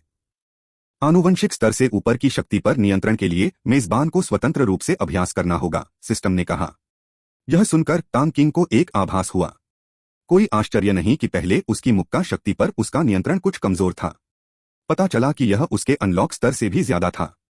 पहले जब वह हान लेंग और बाकियों से लड़ता था तो वह काफी थका हुआ महसूस करता था। एक तरफ वह 100 पॉइंट से ज्यादा शक्ति का इस्तेमाल करने की हिम्मत नहीं करता था, लेकिन उन पर हावी होने के लिए वह हमेशा अपनी गति को भी 100 पॉइंट से ज्यादा कर लेता था, जो बिल्कुल बेमिल था। कोई आश्चर्य नहीं कि उसे लड़ना इतना मुश्किल लगता था। सिस्टम, मुझे कमांड रूम में प्रवेश करने दो, टांग किंग ने कहा। अब जब उसे ताकत मिल गई है तो स्वाभाविक रूप से वह अभ्यास करना चाहता था। अब वह हान लेंग और सुन चाओ के बारे में कम ही सोचता था। पहले तो वह सिर्फ पिटाई खाने के लिए ही जाता था। हताशा के कारण वह अपनी पूरी ताकत नहीं लगा पाता था। अब जब सिस्टम उसके जैसे गुणों और ज्यादा अनुभव वाले शक्तिशाली लड़ाकों की अदला-बदली कर सकता है तो यह आनंददायक होगा। कमांड की पुष्टि हो गई है। आप 10 सेकंड में कॉम्बैट कमांड रूम में प्रवेश करेंगे। 10, 9, 1। जैसे ही सिस्टम ने बोलना समाप्त किया, टांग किंग कमांड रूम के बेलनाकार मंच पर पहुंच गया। अभी टांग यी और 5 विश्लेषक व्यस्त थे। वे 15 रोबोटों द्वारा भेजे गए रियल टाइम इमेजिंग डेटा की निगरानी कर रहे थे। कमांडर, छद्म वर्दी पहने टांग यी ने सलामी दी और कहा। कमांडर होने के नाते उनका इस्तेमाल स्वाभाविक रूप से उन लोगों से अलग था जिन्हें कुर्सियों की जरूरत थी। लेकिन टांग यी, टांग किंग की तरह, उन एक्सचेंज आइटम्स को प्रदर्शित करने के प्रक्षेपण अधिकार रखते थे जिन्हें लिटिल टू ने पहले दिखाया था। इसलिए टांग किंग बेलनाकार प्लेटफॉर्म के एक तरफ एक विशाल स्क्रीन देख सकता था जिस पर 15 रोबोटों की आंखों से भेजा गया डेटा प्रदर्शित हो रहा था। कोई विकल्प नहीं था, क्योंकि पूरे कमांड रूम का एक ही काम था, सुरक्षा का काम। इसलिए उन्हें इसकी वास्तविक समय में निगरानी करनी थी। हालांकि रोबोट होने के बावजूद उन्हें खाने और आराम की जरूरत होती है, उनमें ओरिजिन क्यूई जैसी कोई चीज नहीं थी। इस स्तर की फिटनेस पाने के लिए वे पूरी तरह से तकनीक पर निर्भर थे। इसलिए यहाँ के लोगों ने शिफ्ट सिस्टम अपनाया, क्योंकि सभी के लिए एक साथ खतरे का सामना करना असंभव था। घटनास्थल पर मौजूद सैनिक मूर्ख नहीं थे, उनके पास असाधारण आपातकालीन क्षमताएं थीं। खुफिया विश्लेषकों का काम स्काई आई जैसा था। वे नीचे तैनात कर्मियों का मूल्यांकन और सहायता करते थे, वे हेराफेरी नहीं करते थे। हर शिफ्ट के लिए एक कर्मचारी पर्याप्त होता और भारी दबाव के बावजूद हड़बड़ी नहीं होती। अभी उसके पास ज्यादा पैसे नहीं थे, इसलिए वह बहुत सारे रोबोटों को फिजूल खर्ची से बदलने का जोखिम नहीं उठा सकता था। ठीक है, अपना काम जारी रखो, टांग क्विंग ने कहा। हालांकि दूसरे विश्लेषकों को भी पता था कि टांग क्विंग आ चुके हैं, फिर भी उन्होंने पहले ही उन्हें निर्देश दे दिया था कि जब तक वह फोन न करें, उन्हें हर बार उनके आने पर उनका अभिवादन करने की जरूरत नहीं है। शेंग टांग और स्काई आई की तरह, हालांकि शुरुआती कुछ बार कर्मचारियों के अभिवादन से उन्हें बहुत संतुष्टि मिली, फिर भी उन्हें पूरी उम्मीद थी कि वे अपना काम पूरी लगन से करेंगे। अपना काम अच्छी तरह से करना ही उनके प्रति सबसे अच्छा सम्मान होगा। हाँ कमांडर, टांग यी की बात खत्म होने के बाद उसने फिर से स्क्रीन पर ध्यान केंद्रित किया। अध्याय 197, अध्याय 166, खुफिया योजना, सदस्यता लें। 1। अपने अधीनस्थों को अपना अपना काम करते और लगन से काम करते देख टांग किंग ने संतोष से सिर हिलाया। उन्होंने महसूस किया कि उनके बेसिक इंटेलिजेंस एनालिस्ट सिर्फ फैसले लेने में मदद करने और दृश्य चित्रों को देखने तक ही सीमित नहीं थे। उन्हें सूचना साझा करने और खुफिया जानकारी संग्रहित करने से जुड़ा काम भी करना था। उदाहरण के लिए टांग किंग ने बड़ी प्रोजेक्शन स्क्रीन पर बहुत सी चीजें चमकती हुई देखीं। उत्पाद का नाम पेप्सी कोला। विक्रय मूल्य 3 युआन। श्रेणी कार्बोनेटेड पेय। सामग्री निर्माता जानकारी, उत्पादन लाइसेंस, उत्पादन तिथि, शेल्फ जीवन, भंडारण की स्थिति। मूलभूत जानकारी संग्रहण पूर्ण हो गया। 3D मॉडलिंग पूर्ण। कोड संख्या 7731। स्तर 2 खुफिया शाखा संग्रह योजना वर्गीकरण। 1 पेप्सिको के बारे में सभी जानकारी। 2 इस उत्पाद की निर्माण प्रक्रिया। 3 संबंधित उद्योग जानकारी। 4 उत्पाद सुरक्षा जांच। स्तर 2 खुफिया शाखा संग्रह योजना का विस्तृत विवरण। 1.1 पेप्सिको का इतिहास और संस्कृति। 1.2 पेप्सिको की इक्विटी संरचना। 1.3 पेप्सिको के सभी पूर्व कर्मचारियों की जानकारी। 1.18 पेप्सिको की भावी रणनीतिक तैनाती। 2.1 स्तर 3 खुफिया शाखा संग्रह योजना वर्गीकरण। खुफिया संग्रहण योजना संख्या 791 दायर की गई। कार्य नियोजन में शामिल कार्य अभी तक नहीं सौंपा गया। निष्पादन लंबित। आंकड़ों की एक लंबी श्रृंखला सामने आ गई। टांग किंग अपनी तेज नजर से बस यही देख पा रहा था। कोड नंबर दिखाने के लिए एक अलग जगह भी थी। पलक झपकते ही फाइलिंग कोड नंबर बदलकर 801 हो गया। जाहिर है शुरुआती दौर में वहां ढेर सारी नई चीजें इकट्ठा करने को थीं। यह लिटिल टू का कार्यक्षेत्र था, खुफिया विश्लेषकों का नहीं। हालांकि यह संग्रह ही खुफिया विश्लेषकों का भविष्य का काम होगा। लिटिल टू में सक्रिय रूप से जानकारी इकट्ठा करने की क्षमता नहीं है, इसलिए इसे बेहतर बनाने के लिए उसे कई रोबोटों की जरूरत होगी। लेकिन अभी संचार सर्वर अभी तक स्थापित नहीं हुआ है और यह बाहरी इंटरनेट तक पहुंच नहीं सकता। एक बार यह स्थापित हो जाने पर वह इन कार्यों के लिए और अधिक खुफिया विश्लेषकों का आदान प्रदान करेगा। उसे कुछ खुफिया विश्लेषकों को बाहरी दुनिया में भी भेजना होगा, क्योंकि कुछ जानकारी इंटरनेट पर नहीं मिल सकती। उदाहरण के लिए, अगर उसे ल्यूकियान के एक्सचेंज नेटवर्क के बारे में जानना है तो उसे अंदर से घुसपैठ करनी होगी, फिर इसमें पैसा खर्च होगा। छोटे दो, इस कंपनी की जानकारी का क्या काम? क्या इसका सैन्य अभियानों से कोई लेना देना है? टांग किंग ने सोचा। पेप्सी कोला जैसी कंपनी का सैन्य अभियानों से क्या लेना देना? यह कोई हथियार विक्रेता तो नहीं है। हालांकि वह जानता था कि छोटा दो बेकार के कामों में समय बर्बाद नहीं करेगा, फिर भी उसे पूछना जरूरी था। कमांडर, हालांकि आर्थिक जानकारी सैन्य अभियानों का हिस्सा नहीं है, फिर भी हमारे प्रवासी रोबोटों को अपनी भविष्य की गतिविधियों और सूचना संग्रह के लिए एक निश्चित मात्रा में ज्ञान की आवश्यकता होगी, खासकर जासूसी रोबोटों को, जिन्हें व्यापक ज्ञान और कौशल की आवश्यकता होती है। कमांड रूम उनकी गतिविधियों और गुप्तचरता को सुगम बनाने के लिए खुफिया सहायता प्रदान करेगा। सामान्य ज्ञान के अलावा बाकी सभी ज्ञान कमांड रूम द्वारा दूर से ही प्रदान किया जाएगा, नन्हे दो ने धीरे से उत्तर दिया। मैं समझ गया, बात तो सही है, टांग किंग ने सिर हिलाया। जब यहाँ के लोग ऑपरेशन करने जाते हैं तो वे अज्ञानी नहीं हो सकते, खासकर वे रोबोट जो खास काम करते हैं। अगर वे अनपढ़ होते तो यह हास्यास्पद होता। ठीक है छोटे दो, मेरे लिए 2 और लेवल 2 पुरुष लड़ाकों की अदला-बदली करो और उन्हें सीधे प्रशिक्षण क्षेत्र के प्रवेश द्वार पर भेज दो, टांग किंग ने कहा। बोलने के बाद टांग क्विंग अपने खास स्केटबोर्ड पर सवार होकर प्रशिक्षण क्षेत्र की ओर चल पड़ा, यह अनुमान लगाते हुए कि उसके पहुंचने तक दोनों रोबोट भी वहां पहुंच चुके होंगे। इस समय वह खुद को यह कामना करने से नहीं रोक पाया कि काश वह कमांड सेंटर से तुरंत टेलीपोर्ट हो पाता। हालांकि यह एक दूर की इच्छा ही थी, क्योंकि सिस्टम ऐसा करने में सक्षम नहीं था। यहाँ उसके केवल 2 जन्मस्थान हैं। एक बेलनाकार कमांड प्लेटफॉर्म है और दूसरा टेलीपोर्टेशन नोड के रिवर्स ट्रांसमिशन के माध्यम से टेलीपोर्टेशन क्षेत्र है। बाहर निकलना आसान है, वह कहीं से भी सीधे बाहर निकल सकता है, स्थान संबंधी कोई प्रतिबंध नहीं है। लगभग 10 मिनट बाद टांग किंग प्रशिक्षण क्षेत्र के प्रवेश द्वार पर पहुंचे और अपने स्केटबोर्ड से उतर गए। जैसी कि उम्मीद थी, वहां पहले से ही छद्म वर्दी पहने 2 लोग इंतजार कर रहे थे और उनके बगल में एक दर्शनीय स्थल कार खड़ी थी। उसने पहले ही उत्पादन क्षेत्र में रखने के लिए विभिन्न आकारों की कई पूर्ण छद्म वर्दी का आदान प्रदान कर लिया था। प्रत्येक सेट की कीमत 200 युआन थी। उसने 100 सेट खरीदे और उन्हें वहीं छोड़ दिया। प्रत्येक रोबोट को बदलने के लिए 2 सेट मिल सकते हैं, जो कुछ समय के लिए पर्याप्त होंगे। नमस्कार कमांडर, दोनों रोबोटों ने सलामी दी और ऊंची आवाज में कहा। हाँ नमस्ते, अब से तुम दोनों मेरे साथ हाथापाई की ट्रेनिंग में शामिल होगे। मैं हमला करूंगा, तुम बचाव करोगी, समझे, टांग किंग ने कहा। समझ गया, दोनों ने ऊंची आवाज में जवाब दिया। क्या आप अपने जीवनसाथी के साथ हैं? एक थेरेपिस्ट बता रहे हैं, 2 पक्के संकेत। हर ब्यूटी। टांग किंग ने तुरंत युद्ध की मुद्रा अपना ली और सामने बैठे दोनों लोगों ने भी एक अजीब सी मुद्रा अपना ली। टांग किंग को कोई आश्चर्य नहीं हुआ, क्योंकि ये सब तो सिस्टम की उपज थे और ये इंसानों की उपज थे या नहीं, यह तो संदिग्ध ही था। इसलिए युद्ध की अलग अलग मुद्राएं असामान्य नहीं थीं। उफ! टांग किंग ने आह भरते हुए अपनी नजरें एकाग्र की। EWENVEL.com। अपने पैर की एक छलांग के साथ टांग किंग अपनी पूरी ताकत लगाते हुए एक तेज तलवार की तरह आगे बढ़ा। इस अनोखी भौतिक सतह पर आश्चर्यजनक रूप से उच्च घर्षण ने उसे चौंका दिया। इस उच्च घर्षण का सीधा परिणाम यह था कि ज्यादा ऊर्जा बर्बाद नहीं हुई, जिससे लगाया गया अधिकांश बल जड़त्वीय बल में परिवर्तित हो गया। कीचड़, रेगिस्तान, दलदल, पानी आदि जैसी नरम जमीनों पर आपकी शक्ति का एक बड़ा हिस्सा जमीन के विरूपण द्वारा अवशोषित हो जाएगा, जिससे तेज गति बाधित होगी। टांग किंग को इस बात का कोई अंदाजा नहीं था कि यह जमीन किस सामग्री से बनी है, लेकिन यह साबित हुआ कि इसमें पेशेवर रनिंग ट्रैक की तुलना में अधिक घर्षण था। हालांकि उन्होंने आगे इसकी जांच नहीं की। पहले से ही पास में खड़े टांग किंग का मुक्का एक पल में रोबोट के चेहरे पर आ गया। योद्धा ने गंभीर भाव दिखाते हुए एक तरफ हट गया और टांग किंग का मुक्का चूक गया। इतनी तेजी! यह टांग किंग की प्रारंभिक प्रतिक्रिया थी। उसकी पहली चाल नाकाम रही। टांग किंग हल्के से हंसा। अगर वह कामयाब हो जाता तो कोई मजा नहीं आता। फिर उसने दोनों पर ताबड़तोड़ हमले शुरू कर दिए और किसी के भी महत्वपूर्ण हिस्से पर सीधा वार किए बिना अपने सारे हथकंडे आजमा लिए।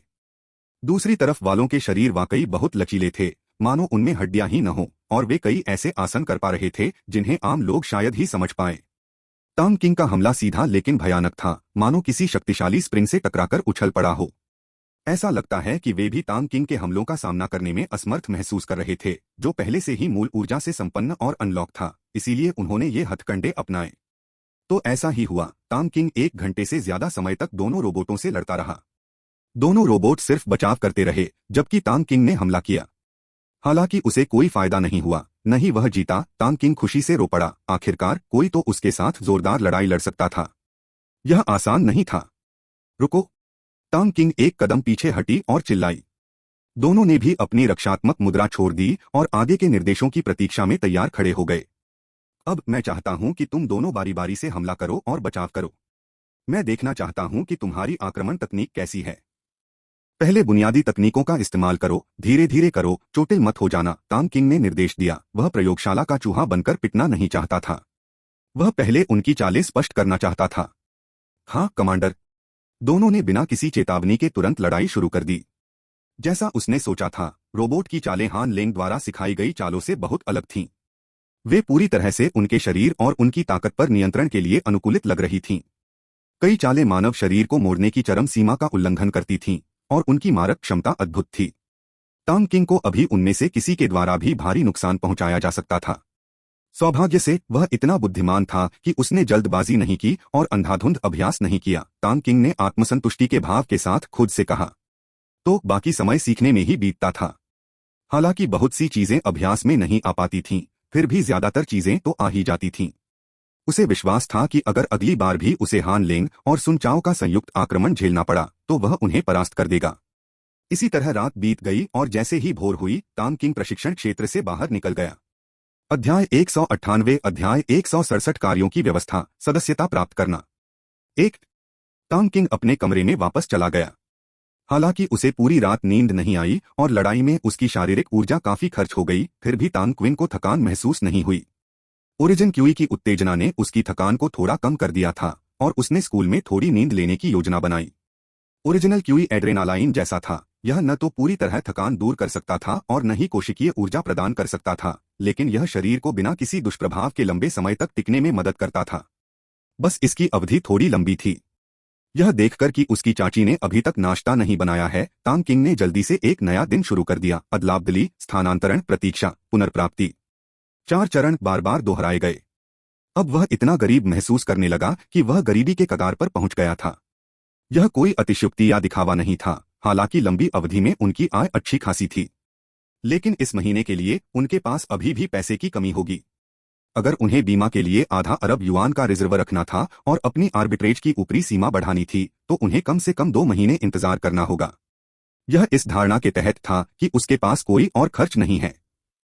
अगर कोई आपात स्थिति आती जिसके लिए बड़ी धनराशि की आवश्यकता होती और साथ ही शेंगतांग से आने वाला निवेश भी होता, तो तांग किंग के पास सचमुच पैसों की कमी होती। 10 दौर की मध्यस्थता के बाद तांग किंग ने स्कूल जाने से पहले 14 मिलियन युआन से ज्यादा की कमाई कर ली और जमा राशि में फिर से 400 मिलियन को पार कर गया। लेकिन उसकी अधिकतम जमा राशि इस राशि से दोगुनी थी, इसलिए वह ज्यादा खुश नहीं था। तांग किंग ने अपनी व्यक्तिगत जानकारी फिर से जांची। होस्ट का नाम तांग किंग। स्तर 4। अनुभव 90/800। इस महीने का ऋण कोटा 0/4 मिलियन। इस महीने का व्यक्तिगत कोटा 80/80 मिलियन। मई के अंत तक ओवरड्राफ्ट। निकासी योग्य संपत्तियां 4,0523 मिलियन। स्पिरिट 200। शारीरिक फिटनेस 200। मूल क्यूई मान 5। विनिमय योग्य मुद्राएं अमेरिकी डॉलर, यूरो, येन। नाश्ते के बाद स्कूल जाते हुए तांग किंग ने 5 उबले हुए पकौड़े खरीदे और चलते चलते उन्हें खा लिया। उसे गर्मी की जरा भी परवाह नहीं थी। उसने अपना मोबाइल फोन निकाला और डू जियाओ को फोन मिलाया। छोटे भाई तांग, तुम इतनी जल्दी क्यों फोन कर रहे हो? दूसरी तरफ से डू जियाओ की आवाज आई, जो थका हुआ लग रहा था। उसकी आवाज सुनकर ही तांग किंग को पता चल गया कि डू जियाओ अभी तक नहीं उठी है। अरे बहन जियाओ जियाओ, आप उठी नहीं? तांग किंग ने कमजोरी से कहा। अभी अभी उठी किसी महिला के साथ व्यवहार करते समय उसे नर्म नर्म और भी नर्म होना चाहिए। उसे परेशान नहीं करना चाहिए, वरना बातचीत वाकई बहुत कष्टदायक हो जाएगी। जाहिर है ये सब तुम्हारी अधिग्रहण योजना की वजह से है। कल रात मैं इतना व्यस्त था कि सोने में बहुत देर हो गई। तुम कितने बेरहम बॉस हो। तुम्हें अपने कर्मचारियों की जरा भी परवाह नहीं। तुमने मुझे इतने सारे काम सौंप दिए। इन दिनों मेरी नींद बहुत खराब चल रही है और मेरे काले घेरे साफ दिखाई देने लगे हैं। खैर, मुझे कोई फर्क नहीं पड़ता। ये मामला खत्म हो जाए। अगर तुमने मुझे एक बड़ा लाल लिफाफा नहीं दिया तो मैं रोज तुम्हारे घर आकर मुफ्तखोरी करूंगा। तुम्हारी गर्लफ्रेंड को बताऊंगा कि तुमने उसे धोखा दिया, मासूम लड़कियों से फ्लर्ट किया, बच्चों से कैंडी चुराई और सड़क पार करते समय रेड लाइट तोड़ी। काम की बात शुरू करते ही डूजियाओ शिकायत करना बंद नहीं कर पाई। कोई रास्ता नहीं था। टांग किंग, जो हमेशा हाथ से काम करने वाला बॉस था, अब बहुत ज्यादा हाथ से काम लेने लगा था। पैसे देने के अलावा उसे किसी और चीज की परवाह नहीं थी। पहले की 9 से 5 वाली जिंदगी की तुलना में अब उसकी जिंदगी नर्क जैसी हो गई थी। वह अनजाने में टांग किंग के खोदे हुए गड्ढे में गिर गई और उसे पुराने दिन याद आ गए। हालांकि यह सिर्फ पुरानी यादें हैं, उसका नौकरी छोड़ने का कोई इरादा नहीं है और उसे अपने फैसले पर कोई पछतावा नहीं है। अब उसकी जिंदगी ज्यादा खुशहाल है और वह अपनी काबिलियत साबित करना चाहती है।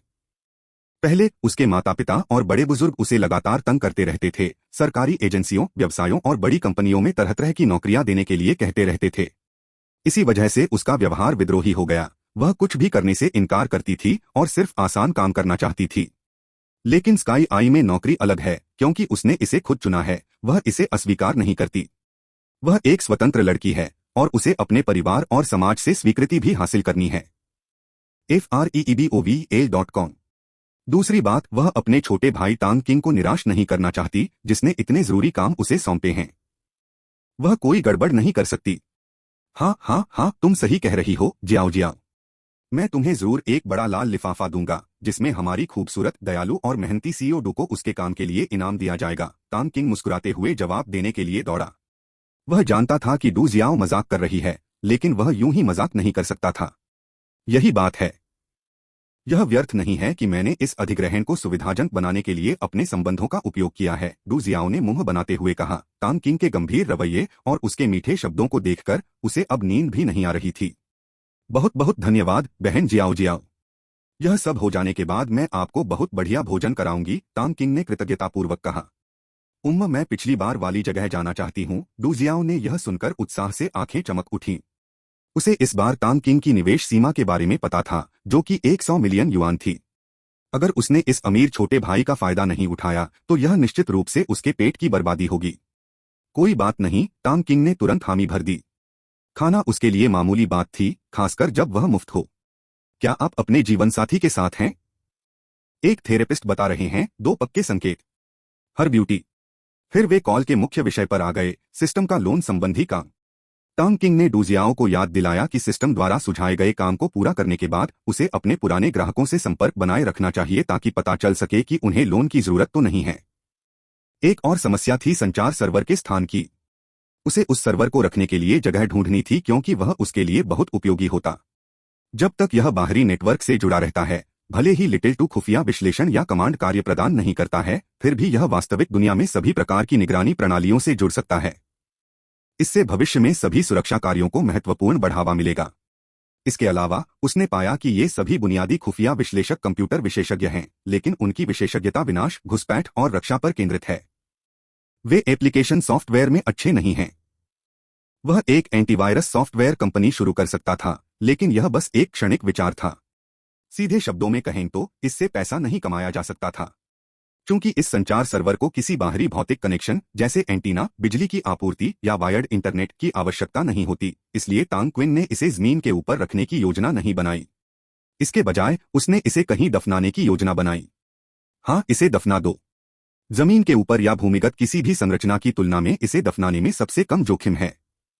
उसने छोटे से 2 बच्चों से भी पूछा, सर्वर की सामग्री भीगने, जंग लगने और अत्यधिक शारीरिक आघात को झेलने में सक्षम है। इसके अलावा उसने देखा था कि सर्वर में कोई भेस नहीं था, वह अत्यधिक शक्तिशाली दिखता था। इसलिए बेहतर होगा कि इसे दफना दिया जाए और फिर उसके ऊपर एक इमारत बना दी जाए।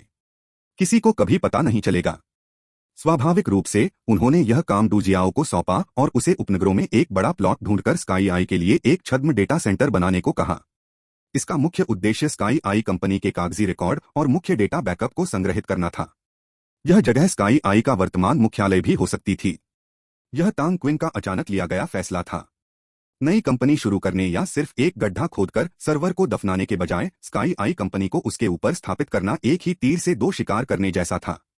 पहली बात, स्काई आई का भविष्य का काम संवेदनशील जानकारी से जुड़ा है और उसे भीड़भाड़ वाली जगहों से एक निश्चित दूरी बनाए रखनी होगी।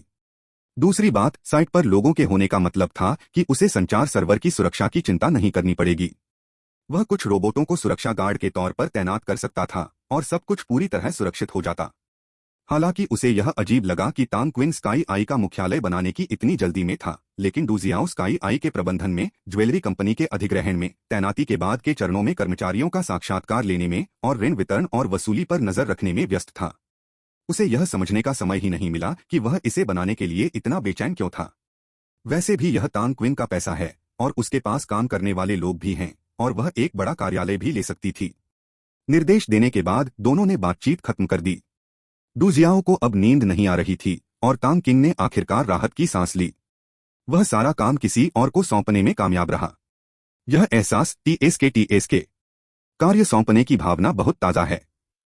पहली बार तांग किंग को स्काई आई की असली ताकत का एहसास हुआ। अगर उसे खुद ये काम करना पड़ता तो वो पागल हो जाता। लोगों का होना बहुत अच्छा है, तांग किंग ने आत्मसंतुष्ट होकर सोचा। अध्याय 199 अध्याय 168 बैंकर का आत्मविश्वास, कृपया सदस्यता लें। एक, यह देखकर कि कई मामले एक साथ सुलझ गए हैं, तांग किंग का मूड अचानक सुधर गया और वह अनजाने में ही एक नर्सरी कविता गाने लगा। हालांकि उसकी आवाज तेज नहीं थी और वह सामान्य सुर में बोल गा रहा था, फिर भी उसकी चुंबकीय अनुनाद ने राहगीरों का ध्यान अपनी ओर खींच लिया। लंबे, सुंदर और सौम्य छात्र तांग किंग को देखकर कई लोग हैरान रह गए। हालांकि लेवल 2 जेनेटिक लॉक खुलने के बाद तांग किंग के रूपरंग या व्यवहार में ज्यादा बदलाव नहीं आया था, फिर भी उसमें थोड़ा बहुत सुधार जरूर हुआ था। तांग किंग में अब एक ऐसा आकर्षण था जो सभी जीवों के प्रति अनुकूलता बढ़ाता प्रतीत होता था। विशेषकर मादा प्राणी एक एक करके, एक बार जब वे उसे देखतीं तो वे अपनी नजरें हटाना नहीं चाहती थीं, उनके मन में केवल एक ही विचार भर जाता था, वह इतना सुंदर है, मुझे एक और नजर चुरानी चाहिए। हालांकि तांग किंग जो बचकाना गाना गा रहा था, उससे उसकी छवि को कुछ नुकसान जरूर हुआ। कई लोगों को लगा कि यह लड़का पागल हो गया है, इस उम्र में भी नर्सरी राइम्स गा रहा है और अपने चेहरे पर खुशी के भाव भी नहीं छिपा रहा। इससे कई नर प्रजातियों की बेचैनी भी कम हुई। उन्होंने मन ही मन सोचा, तो ये तो बेवकूफ है, अच्छे चेहरे की क्या बर्बादी है। अगर मैं होता तो कितना अच्छा होता, मैं दिन भर दौड़ता रहता और दुनिया की खूबसूरती बांटता रहता। पुरुषों की ये बुरी टिप्पणियां तांग किंग के कानों तक पहुंची, लेकिन इससे उसकी हंसी और भी तेज हो गई। उसे जरा भी परवाह नहीं थी। इतना कुछ सहने, इतने आघात सहने, पुनर्जन्म लेने के बाद उसे विश्वास था कि वह अपनी नियति को पलट सकता है और खोया हुआ वापस पा सकता है। अब जब सब कुछ ठीक लग रहा था और वह शारीरिक श्रम से मुक्त हो गया था, तो उसकी मानसिकता अचानक ढीली पड़ गई थी। अब उसे लोगों की राय की ज्यादा परवाह नहीं थी। यह किसी पिछले जन्म में पढ़े गए वर्णन जैसा था। अब उसका मन ऐसा था जैसे किसी चौराहे के बीचों बीच लैम्बोर्गिनी खड़ी कर दी हो, छत पर चढ़ गया हो, लेट गया हो, बादलों को बहते हुए देख रहा हो, आसपास के ड्राइवरों की गालियां और धमकियां सुन रहा हो, फिर भी अंदर से पूरी तरह शांति महसूस कर रहा हो। बेशक यह खुली मानसिकता का वर्णन करने के लिए बस एक रूपक है। जो कोई भी वास्तव में ऐसा करेगा वह निस्संदेह मूर्ख ही लगेगा, अंत तक खेलने से वह और भी मूर्ख ही लगेगा। तांग क्विन, सुप्रभात। आज तुम इतनी खुश क्यों हो, गाना भी गा रही हो। स्कूल के गेट पर पहुंचने से पहले ही वांग यान ने तांग क्विन को देखा और दौड़कर उसके पास गई और चेहरे पर खुशी के भाव के साथ पूछा, वांग यान, तुम्हें भी सुप्रभात। कुछ खास नहीं, बस आज का सुहावना मौसम ही है जिसने मुझे बहुत खुश कर दिया है, तांग किंग ने मुस्कुराते हुए जवाब दिया। सच तो यह है कि उसका अच्छा मूड सिर्फ इसलिए नहीं था कि उसने सुबह अपने दैनिक कामों से चतुराई से छुटकारा पा लिया था, बल्कि यह आत्मविश्वास के कारण भी था। हाँ, आत्माश्वासन। उसकी नजर में अमीर होने का क्या मतलब था। हालांकि उसके पास शेंगतांग, स्काई आई और अरबों डॉलर की जमा पूंजी थी और उसने कई अहम रिश्ते भी बनाए थे और कई ऐसे इंतजाम भी किए थे जिनके चलते किंगयान शहर में उसे हल्के में नहीं लिया जा सकता था। फिर भी अब तक उसे आत्मविश्वास और निश्चिंतता मिल जानी चाहिए थी। हालांकि हकीकत ऐसी नहीं थी।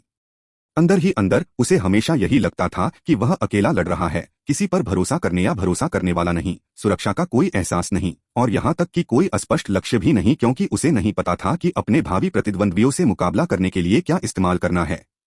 उसे जो रास्ता अपनाना था वह दूसरों से बिल्कुल अलग था। उपन्यासों के नायकों का बस एक ही लक्ष्य था, पैसा कमाना, प्रभाव बढ़ाना, अमीरों से घुलना मिलना और जिंदगी का आनंद लेना। व्यावहारिक रूप से उनमें से किसी का भी उस स्तर के बैंकरों से लेन देन नहीं था। अगर था भी तो वे मूलतः दोस्त थे और इन बैंकरों के मुख्य व्यवसाय यानी मुद्रा व्यापार से उनका कोई लेना देना नहीं था। धन और मुद्रा दो अलग अलग अवधारणाएं हैं, इनका अंतर जमीन आसमान जितना बड़ा है। धन तो बस एक साधन है, मुद्रा शक्ति का प्रतीक है। इसलिए संघर्ष उतना तीव्र नहीं है और मुख्यतः कुछ सीमाओं के भीतर ही सीमित है। लोग खेल खेल में खेलते हैं और अगर आप उनके विमानों पर मिसाइल भी दाग दें तो भी यह सिर्फ एक विनम्र अभिवादन होता है। हालांकि अब जब बैंकिंग प्रणाली को स्तर 4 तक उन्नत कर दिया गया था और विशेष रूप से जब उन्होंने व्यापक सेवा केंद्र जैसी कोई चीज देखी तो उन्हें काफी हद तक पता चल गया था कि उनके भविष्य के प्रतिस्पर्धी कौन थे और उन्हें किस रास्ते पर चलना होगा। जब व्यवस्था किसी बैंकर की बात करती है तो उसका मतलब सिर्फ बैंक चलाने वाले से नहीं होता। व्यवस्था के नजरिए से उसे सिर्फ एक व्यवसायी ही माना जा सकता है जिसका वास्तविक बैंकरों से कोई लेना देना नहीं होता। व्यवस्था द्वारा पहचाने जाने वाले असली बैंकर वे अविश्वसनीय रूप से शक्तिशाली राक्षस हैं जो दुनिया के पीछे छिपे हैं और मुद्रा, युद्ध, राजनीति और मानवता के विकास को नियंत्रित करते हैं। उन बैंकरों का सामना करते हुए तांग किंग में सुरक्षा की गहरी भावना का अभाव था। व्यवस्था के अहंकारी और स्वतंत्र स्वभाव को देखते हुए उसे विश्वास था कि यह उसे उस समूह के साथ समझौता करने, शांतिपूर्वक बिना किसी संघर्ष के साथ बैठने की अनुमति कभी नहीं देगी। हिंसक टकराव होना तय था और इसलिए उसके दिल की गहराई में एक डर का साया बना हुआ था। उसे डर था कि वह इस संघर्ष के बीच अपने प्रियजनों की रक्षा नहीं कर पाएगा। हालांकि पिछले दिन उसने जिस सेवा केंद्र का ताला खोला था उसने उसे कुछ आत्मविश्वास दिया। यह भले ही छोटा था लेकिन उसने इसमें आशा देखी, घटनाओं को नियंत्रित करने की शक्ति। जब किसी के पास थोड़ा पैसा होता है तो पैसे से मिलने वाली सुरक्षा की भावना सबसे मजबूत होती है, क्योंकि ज्यादा लोग आपके थोड़े से पैसे के बारे में नहीं सोचेंगे। इतनी छोटी सी रकम के लिए आपके खिलाफ कोई साजिश नहीं रचेगा। लेकिन जैसे जैसे आपका रुतबा बढ़ता है और आपकी दौलत बढ़ती है, पैसे से मिलने वाली सुरक्षा की भावना कमजोर होती जाती है जिसका वह पहले ही गहराई से अनुभव कर चुका था। आखिरकार अगर आपके पास सैकड़ों अरबों या खरबों डॉलर की संपत्ति भी हो तो भी आप उन मालिकों को सिर्फ धमका ही सकते थे। बड़े बैंकर ऐसे लोगों को आसानी से कुचल सकते थे। ऐसा करने के कितने ही तरीके हैं। और बदले की बात, मुझे मत हंसाओ। आपकी पूरी दौलत रहस्यमय तरीके से जब्त हो सकती है। आप बदले की कार्रवाई कैसे झेल पाएंगे? अगर आपके पास पैसा भी हो तो भी कोई सशस्त्र संगठन यह काम करने की हिम्मत नहीं करेगा क्योंकि उनका पैसा भी उन बैंकरों के नियंत्रण में है। अगर वे काम पूरा भी कर लेते हैं तो भी उन्हें एक पैसा नहीं मिलेगा, इसलिए बदले की कोई भी योजना तुरंत उनके लिए सौदेबाजी का जरिया बन जाएगी। और यह आदर्श परिस्थितियों में ही है। दरअसल जैसे ही वे कोई कदम उठाते हैं आप जवाबी कार्रवाई का मौका गंवा चुके होते हैं। इसलिए तांग किंग के विचार में शक्ति ही एक बैंकर के लिए सुरक्षा का असली स्रोत थी, उसके आसपास भी कुछ नहीं। जहां तक पैसे की बात है, 1 अरब, 100 अरब, 1 खरब, ये तो बस कागज हैं, इतने भारी कि उनसे न तो अपना पिछवाड़ा पोंछा जा सकता है और न ही आग जलाई जा सकती है। ओह, मैं समझ गया, वांग यान हंसा। वह जानती थी कि तांग किंग ने उसे पूरा सच नहीं बताया है, लेकिन जब तक वह खुश है वह भी खुश रहेगी। वे दोनों तब तक बातें करते रहे जब तक वे अपनी कक्षा में नहीं पहुंच गए। जैसे ही वे पहुंचे तांग किंग और वांग यान ने सबका अभिवादन किया और फिर तांग किंग अपनी मेज पर गिरकर सो गया। उसने न तो कोई होमवर्क लिखा था और न ही जमा करने का इरादा था। किसी भी शिक्षक ने उसके बारे में कोई शिकायत नहीं की। अपनी कक्षा में अव्वल आने और हर विषय में लगभग पूरे अंक पाने के कारण शायद ही किसी शिक्षक ने उसे डांटने की हिम्मत की। उन्हें तो यह भी डर था कि उनकी बातें प्रिंसिपल के कानों तक पहुंच जाएंगी और उन्हें ही डांट पड़ेगी। इसके अलावा तांग किंग सचमुच मिलनसार था, कभी कोई परेशानी नहीं खड़ी करता था, न ही घमंडी था। वह हमेशा उनका सम्मान करता था, चीनी नववर्ष पर फोन पर उन्हें शुभकामनाएं देता था और छुट्टियों के बाद छोटे छोटे उपहार भी भेजता था। शिक्षक जानते थे कि ऐसा असाधारण छात्र मिलना मुश्किल है। दरअसल जब शिक्षकों ने तांग किंग को अपनी मेज पर ऊँघते देखा तो उन्होंने मान लिया कि वह पिछली रात की पढ़ाई से थका हुआ होगा। अनजाने में उनकी आवाज धीमी हो गई, फिर भी उन्होंने मन ही मन उसकी तारीफ की, सहपाठी तांग किंग वाकई बहुत मेहनती है। तो तांग किंग पूरी सुबह सोता रहा। कुछ तो इसलिए क्योंकि उसे पिछली रात की नींद पूरी करनी थी और कुछ इसलिए क्योंकि उसने बहुत ज्यादा थकान कर ली थी और उसे आराम की जरूरत थी। दरअसल वह चौथे पीरियड के दौरान जाग गया था, लेकिन बाकी समय उसने वर्चुअल शॉपिंग मॉल में घूमते हुए बिताया। पहले तो उसने बस उसे सरसरी तौर पर देखा था और नई चीजों को ध्यान से देखने का मौका नहीं मिला था। अब हर चीज को देखते हुए उसे कई अच्छी चीजें मिली। उदाहरण के लिए जासूसी उपकरण थे, हालांकि बहुत कम। तकनीकी रूप से वे मॉल के अनावरण के समय से ही उपलब्ध थे, जैसे साइलेंस्ड पिस्तौल। उसने अपनी आखिरी गोलीबारी के दौरान भी इनका इस्तेमाल करने के बारे में सोचा था, लेकिन उन्हें इस्तेमाल करना इतना भद्दा और अजीब लगा कि उसने M1911 का इस्तेमाल करना शुरू कर दिया। ये साइलेंसर पिस्तौलें सिर्फ साइलेंसर से लैस नहीं थीं। इन्हें लगभग पूरी तरह से शोर कम करने के लिए डिजाइन किया गया था।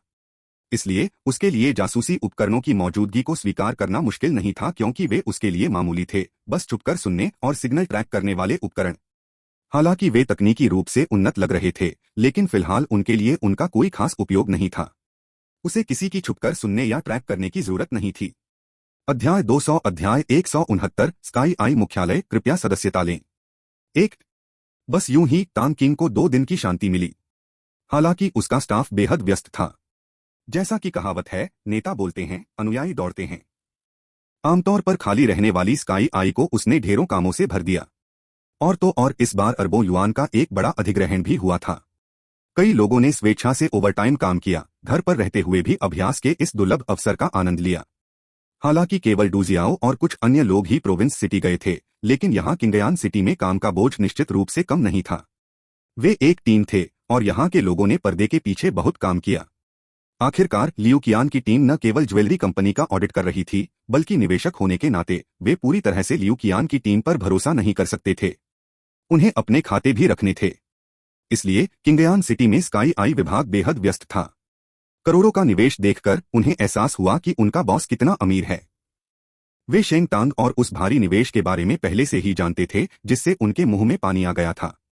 हालांकि इससे पहले कि वे इस आश्चर्य से उबर पाते, तांग किंग ने लियू कियान के साथ मिलकर करोड़ों युआन के एक और निवेश की घोषणा कर दी। लियू कियान कौन था? वह प्रांतीय व्यापार जगत का एक जाना-माना रईस था। लियू कियान का तांग किंग के साथ खेल पाना साफ दर्शाता था कि उनका बॉस कितना अमीर और ताकतवर था। इसलिए सभी ने बड़े उत्साह से काम किया, न सिर्फ अपनी क्षमताएं बढ़ाने के लिए, बल्कि तांग किंग को अपनी योग्यता दिखाने और उसकी स्वीकृति पाने के लिए भी। वे तांग किंग की कंपनियों के संचालन के तरीके से पहले से ही परिचित थे और जानते थे कि स्काई आई काफी ऊंचे पद पर है। हालांकि वे कंपनी के विशिष्ट संचालन का निर्धारण नहीं कर सकते थे, लेकिन उन्हें पर्यवेक्षण का अधिकार था।